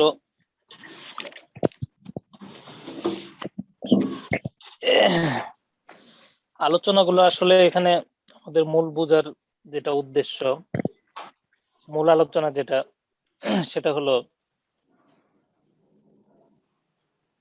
আপনার মুস্তাহিদ মাযহাব, মুস্তাহিদ ফিল মাযহাব যেটা বলা হচ্ছে, পিছনে যাদেরকে খেতাব করে বলা হচ্ছে ইমাম মুহাম্মদ এবং ইমাম আবু ইউসুফ রাহিমাহুল্লাহ, ওনারা আসলে মুস্তাহিদে মুতলাকের পর্যায়ে। ওনারা আসলে নিজেরা ইস্তেহাদ করে নতুন কোন মাযহাব ওনারা প্রতিষ্ঠিত করবেন না, এটাই হলো ওনাদের প্রতিশ্রুতি, বা এটাই হলো ওনাদের কি বলে এটাকে ওনাদের উদ্দেশ্য, মাকসাদ। কিন্তু ওনারা যে সকল মাসআলা ইমাম আবু হানিফা রাহিমাহুল্লাহ থেকে যে সকল মাসালা পাওয়া যায়নি, এগুলো ওনারা ইমাম আবু হানিফা রাহিমাহুল্লাহর উসুল এবং কাওয়ায়েদ যাওয়াবিতের আলোকে সেই সকল মাসলাগুলোকে ইস্তেমবাদ করে সেগুলোকে ইমাম আবু হানিফা রাহিমাহুল্লাহর দিকে নিসবত করেছেন, এবং নিজেরাও যদি কোনো উসুল এবং কাওয়ায়েদ নিজেরা করে থাকেন সেটাও হানাফি মাযহাবের দিকেই ওনারা নিসবত করেছেন এবং হানাফি মাযহাবের অন্তর্ভুক্ত করেছেন।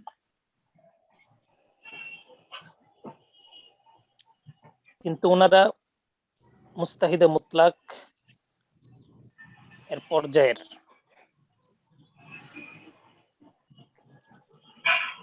এখন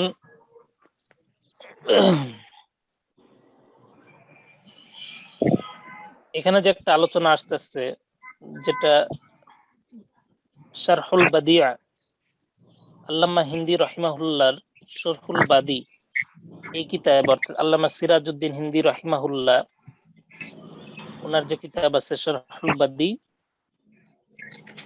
এই কিতাবের ভিতরে যে আলোচনাটা আসতেছে, এখানে বিভিন্ন ইমামদের যে আকওয়াল সেগুলো এখানে বলা হচ্ছে।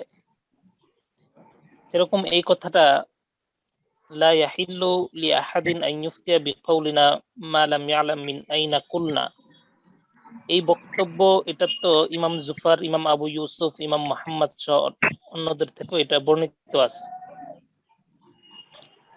তারা এমনটা বলে। এবং অনেকে এরকম বলেন যেটা মান হাফিজাল আকাউইল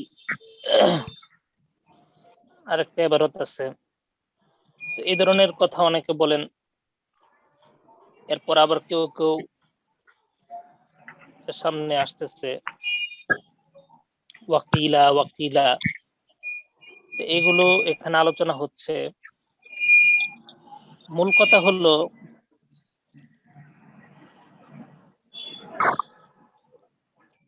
যিনি গায়রে মুস্তাহিদ নন এমন ব্যক্তি, তিনি তো ফতোয়া দিবেন, তিনি তো ফতোয়া শুধু নকল করবেন। মুস্তাহিদ যারা, তাদের আকওয়াল গুলো তিনি শুধু নকল করবেন, এটার ক্ষেত্রে কোনো ইখতিলাফ নাই। ইখতিলাফ হলো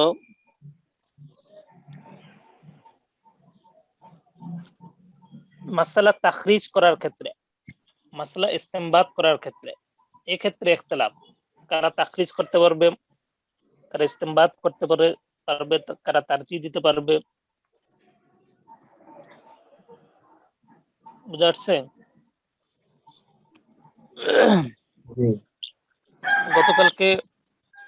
গত সবকে একটা পড়া গেছে যে গায়রে মুস্তাহিদ, তিনি মুস্তাহিদের মাযহাব অনুযায়ী তিনি ফতোয়া দিবেন।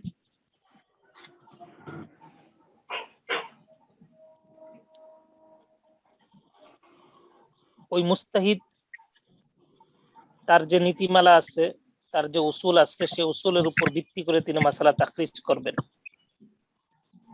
মাসালা তাখরিজ করে সে অনুযায়ী সে ফতোয়া দিবেন। কিন্তু হুবহু মাযহাবের কথা নকল করা, এটার প্রয়োজন তার নাই। কিন্তু এই ক্ষেত্রে 4টা শর্ত বা 5টা শর্ত, যেটা হাসিয়াতে গতকালকে পড়েছেন, গত সবকে 5টা শর্ত এখানে যুক্ত করে দেওয়া হয়েছে।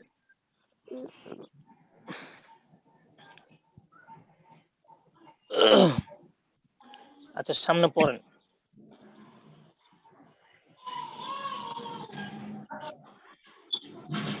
কোত্থেকে শুরু হবে? وعبارة بعضهم من حفظ الأقاويل ولم يعرف হ্যাঁ الحجج فلا يحل له أن يفتي فيما اختلفوا فيه হ্যাঁ وقيل جاز بشرط عدم مجتهد হ্যাঁ واستقربه কেউ কেউ এটা ভিল আল্লামা দেখেন, কেউ কেউ এটা বলতেছেন মানে যে ব্যক্তি ইমাম গণের সে আকওয়াল এটা তো মুখস্থ করলো, ইমামদের বক্তব্যগুলো সে মুখস্থ করলো, কিন্তু দলিল সম্পর্কে তার জানা নাই, এমন ব্যক্তি ইখতিলাফ পূর্ণ মাসআলাগুলোতে, মুখতালাফ ফি মাসআলাগুলোতে ফতোয়া দেওয়া তার জন্য বৈধ না। আবার কেউ কেউ বলতেছেন যদি কোনো মুস্তাহিদ বিদ্যমান না থাকেন তাহলে ফতোয়া দেওয়া জায়েজ আছে, কিন্তু এটাকে আল্লামা ইবনুল হুমাম রাহিমাহুল্লাহ এটাকে তিনি দুর্বল বলতেছেন। আবার ওয়াকিল ইয়াজুজ মুতলাকান, কেউ বলতেছেন মুতলাক ভাবেই ফতোয়া দেওয়া জায়েজ আছে, কোনো শর্ত নাই। অর্থাৎ পড়েন, সামনে পড়েন। مطلقا يعني سواء كان مطلعا آخر أم لا হ্যাঁ مجتهد أم لا হ্যাঁ মানে সে মাখাস সম্পর্কে সে অবগত থাকুক অথবা না থাকুক, ঠিক তেমনি ভাবে কোনো মুস্তাহিদ ইমাম বিদ্যমান থাকুক অথবা না থাকুক, সর্বাবস্থায় ফতোয়া দিতে পারবে, বৈধ আছে। জি وهو مختار صاحب البديع وكثير من العلماء لأنه ناقل فلا فرق فيه بين العالم وغيره জি এখন এই ব্যক্তি তো ওয়াকিল ইয়াজুজ মুতলাকান সর্বাবস্থায় ফতোয়া দিতে পারবে, এরকম ব্যক্তি কি সে নাকেল, বুঝা আসছে? জি সে নকল করবে, নকল করার ক্ষেত্রে তো মুস্তাহিদ থাকুক বিদ্যমান থাকুক না থাকুক এটা বরাবর, ঠিক তেমনি ভাবে মাখাস জানা না জানা সেটাও বরাবর, জানুক বা না জানুক সে তো মুস্তাহিদ ইমামের আকওয়াল সে নকল করতেছে, এক্ষেত্রে সে শুধুমাত্র একজন নাকেল। এক্ষেত্রে উলামা ইকরামদের মাঝে কি নাই, কোনো মত পার্থক্য নেই। হ্যাঁ জি তারপরে لأنه ليس الخلاف في النقل بل في التخريج لأن النقل لعدم مذهب المجتهد কোন ক্ষেত্রে মত পার্থক্য আছে? ইখতিলাফ হলো তাখরিজ করার ক্ষেত্রে, বুঝা আসছে? নকল করার ক্ষেত্রে কি নাই, কোনো ইখতিলাফ নাই। لأن النقل لعين مذهب المجتهد জি الراوي من العدالة وغيرها اتفاقا হ্যাঁ এখানে শুধু আদালত ন্যায়পরায়ণতা যদি কোন রাবির মাঝে বিদ্যমান থাকে পাওয়া যায় তাহলে এটা থাকলেই তার জন্য যথেষ্ট হবে, তখন তার কোন কৌলকে সেটা সর্বসম্মতিক্রমে কি করা হবে, কবুল করা হবে। ঠিক আছে, কোন মাযহাবের কোন মুস্তাহিদের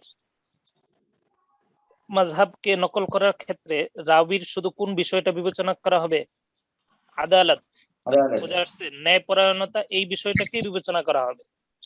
এই জন্য যারা মুফতি হবেন তাদের ন্যায়পরায়ণতা থাকা এটা শর্ত, এবং মুফতির জন্য কি কি আরো শর্ত সেটা উসুলুল ইফতা কিতাবের ভিতরে আসবে। আচ্ছা সামনে পড়েন। أقول ويظهر مما ذكره الهندي أن هذا غير خاص بأقوال الإمام بل أقوال أصحابه। দেখেন আল্লামা হিন্দি রহিমাহুল্লাহর যে আলোচনা পিছনে গেল সেখান থেকে কোন কোন বিষয়গুলো স্পষ্ট হয় সেটা আল্লামা ইবনে আবিদিন শামী রহিমাহুল্লাহ এখানে বলতেছেন। আকুল বলে এখান থেকে শুরু করতেছেন যে আল্লামা হিন্দি রহিমাহুল্লাহর আলোচনা থেকে কোন বিষয়গুলো এখানে স্পষ্ট হয়। জি وأن المراد بالمجتهد না, আবার শুরু থেকে পড়েন। বিআকওয়ালিল ইমাম আন্না হাযা أن هذا غير خاص بأقوال الإمام যে ইমামদের যে আকওয়াল বুঝাচ্ছে, অর্থাৎ লা ইয়াহিল্লু লিআহাদিন আন ইফতিয়া বিকাউলিনা হাত্তা ইয়ালামা মিন আইনা কুন্না, এই যে কথা, এটা শুধু ইমাম আবু হানিফা রাহিমাহুল্লাহর সাথে নির্দিষ্ট নয়, বুঝাচ্ছে? বাল হ্যাঁ, بل أقوال أصحابه كذلك. হ্যাঁ, এটা কি ইমাম আবু হানিফা রাহিমাহুল্লাহর যারা ছাত্র শাগিরদ আছেন তাদের কথাও কি এমনই, কেমন এমনটাই, তারাও এমনটাই বলেছেন। তাহলে এই বিষয়, এই কথাটাকে ইমাম আবু হানিফা রাহিমাহুল্লাহর সাথে খাস করা যাবে না। জি। وأن المراد بالمجتهد في المذهب هم أهل الطبقة الثالثة من الطبقات السبع المارة. পিছনে 7টা তবকার আলোচনা গেছে না? জি। সেই 7 তবকার মধ্য থেকে যে তৃতীয় তবকা মুস্তাহিদ ফিল মাযহাব দ্বারা, ওই তৃতীয় তবকাটাই উদ্দেশ্য। কথা বোঝা আসছে? মুস্তাহিদ ফিল মাযহাব যেটা বলা হচ্ছে, এর দ্বারা কি ওই তৃতীয় তবকা উদ্দেশ্য।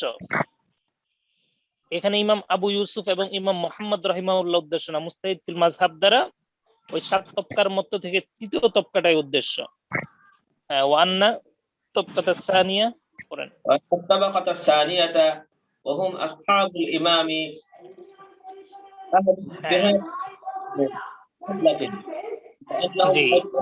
قبل وجوده وقواعده. হ্যাঁ, জি। আমার কথা তো বোঝা যাচ্ছে স্পষ্ট না? জি, মাইকের আওয়াজটা যাক।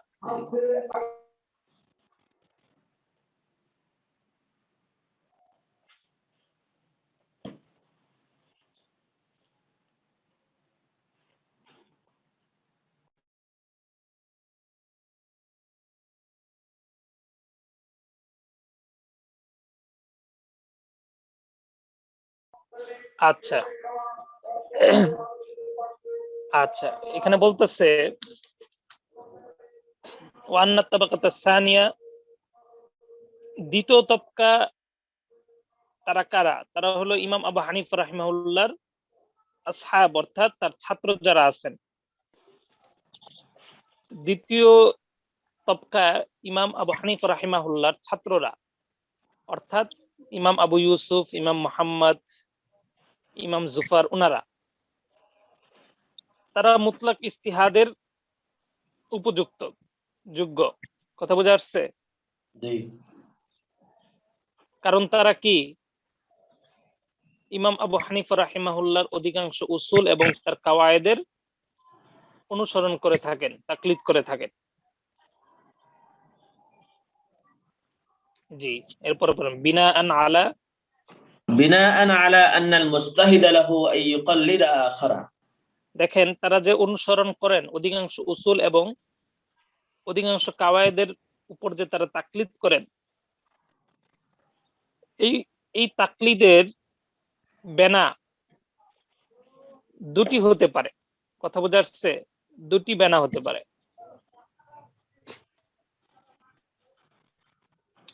জি, যে প্রথম তারা এই কারণে অনুসরণ করেন, ওয়াফিহি আন আবি হানিফা রিওয়ায়াতান। দেখেন, ইমাম আবু হানিফা রাহিমাহুল্লাহ থেকে দুইটা রিওয়ায়াত আছে, দুইটা বর্ণনা আছে, যে তারা যে অনুসরণ করেন। এক মুস্তাহিদের জন্য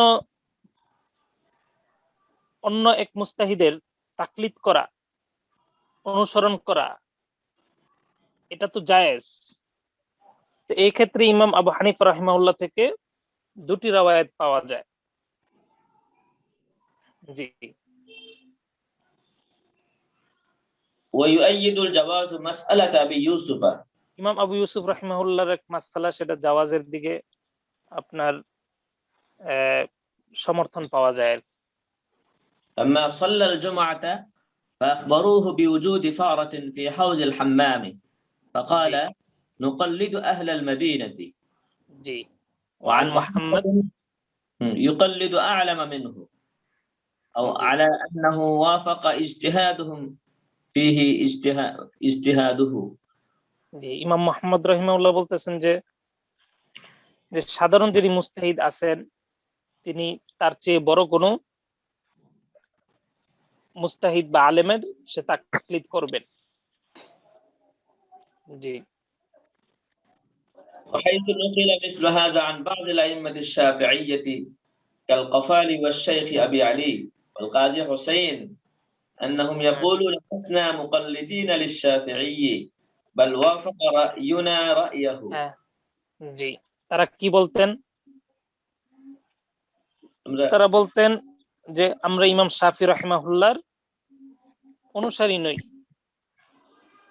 বরং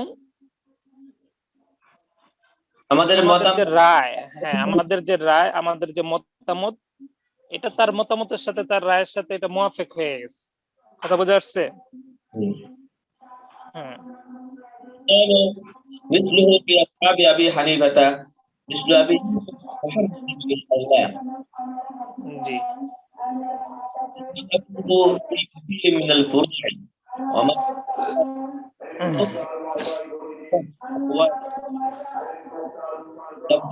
أقوالهم. আচ্ছা, কামা মাররু তাকরিরিহি। এবার সামনে পড়েন, লা ইয়াহিল্লু লিআহাদিন আন ইফতিয়া বিকাউলিনা হাত্তা ইয়ালামা মিন আইনা কুলনা, যে আলোচনা গেল محمول على المجتهد المذهبي بطريق الاستنباط والتخريج كما علمت من كلام التحرير والشرح البديع. দেখেন আবার শুরু থেকে ফাকাদ, এখান থেকে শুরু করেন।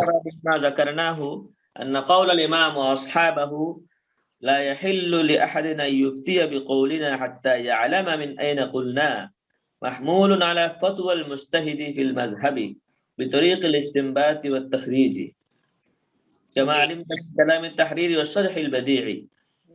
আচ্ছা, তাহলে যে আলোচনা আমাদের পিছনে গেল, এখান থেকে এই বিষয়টা পরিষ্কার হয়ে গেল যে ইমাম আবু হানিফা রাহিমাহুল্লাহ এবং তার আসহাবদের যে বক্তব্য, লা ইয়াহিল্লু লিআহাদিন আন ইফতিয়া বিকাউলিনা হাত্তা ইয়ালামা মিন আইনা কুলনা, তাদের এই বক্তব্য, তাদের এই কথা মুস্তাহিদ ফিল মাযহাব যারা তাখরিজ করেন এবং ইস্তেমবাদকৃত যে বিষয়গুলো আছে, বিতারিকিল ইস্তেমবাদ ও তাখরিজ, মাযহাবের মধ্যে এই কথাটা কোন কোন বিষয়ের উপর আপনার মাহমুল, কোন বিষয়ের ক্ষেত্রে এই কথাটা ধর্তব্য হবে। মুস্তাহিদ ফিল মাযহাবের যে তাখরিজ এবং ইস্তিমবাদকৃত ফতোয়া দেওয়ার ক্ষেত্রে এই বিষয়টা, এই কথাটা কি হবে? ধর্তব্য হবে, হ্যাঁ প্রযোজ্য হবে। যেমনটা এই যে পিছনে তাহরির কিতাব এবং শারহুল বাদি থেকে বিষয়টা জানা গেছে। হ্যাঁ, الظاهر اشتراك أهل الطبقة الثالثة والرابعة والخامسة في ذلك.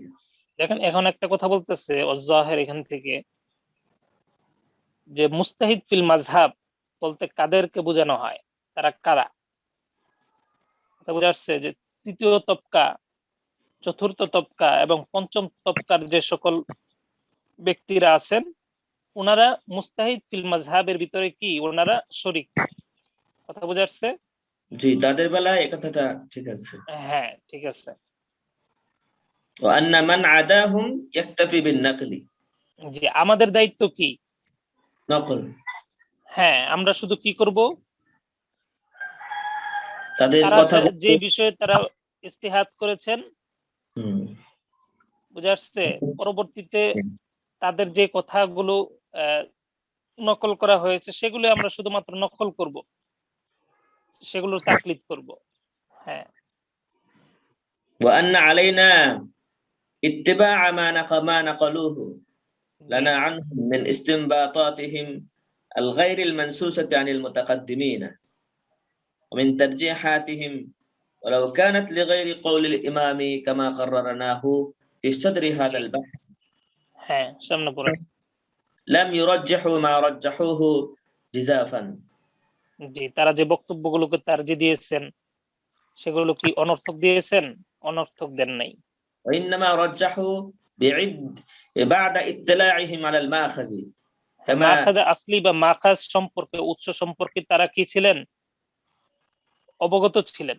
অবগত হয়েই তারা যে কোনো একটা মাসলাকে তারজি দিয়েছেন। হ্যাঁ, كما شهدت مصنفاتهم بذلك পিছনে এরকম গেছে, বোঝা যাচ্ছে এই বিষয়টা তাদের কিতাবাদি এটাই প্রমাণ করে, কারণ তাদের কিতাবাদিতে দেখা গেছে মাখাজ সম্পর্কে আলোচনা আছে, তাদের কিতাবাদিতে সনদ সহকারে আলোচনা আছে, অনেক রাবীদের কথা সেখানে আছে। এই জন্য তাদের কিতাবাদি মোতালা করলে দেখা যায় তারা অনেক অনেক সেখানে তারা কোন একটা মাসলার বিষয়ে হাওলা পেশ করেছেন। সুতরাং তাদের কিতাবাদি মোতালা করলে এই বিষয়টা বোঝা যায় তারা কোনো একটা বিষয় সম্পর্কে অবগত না হয়েই তারা কোনো একটা মাসলাকে কি করেন নাই, তারজি দেন নাই। পরেন خلافا لما قاله في البحر জি, সামনে পড়েন। مطلب المحقق ابن الهمامي وتلميذه العلامة দেখেন قاسم এখানে একটা বিষয় আলোচনা হচ্ছে যে পিছনে তো বাহরুর রায়কের মুসান্নিফ আল্লামা ইবনে নুজাইম রাহিমাহুল্লাহ একটা বক্তব্য দিয়েছিলেন, সেটা হলো ইয়াজিবু আলাইনাল ইফতা বিকাউলিল ইমাম, এরকম একটা ইবারত গেছে পিছনে। হ্যাঁ, ওয়া ইল্লাম না'লাম মিন আইনা ক্বালা, এরকম একটা ইবারত গেছে সম্ভবত।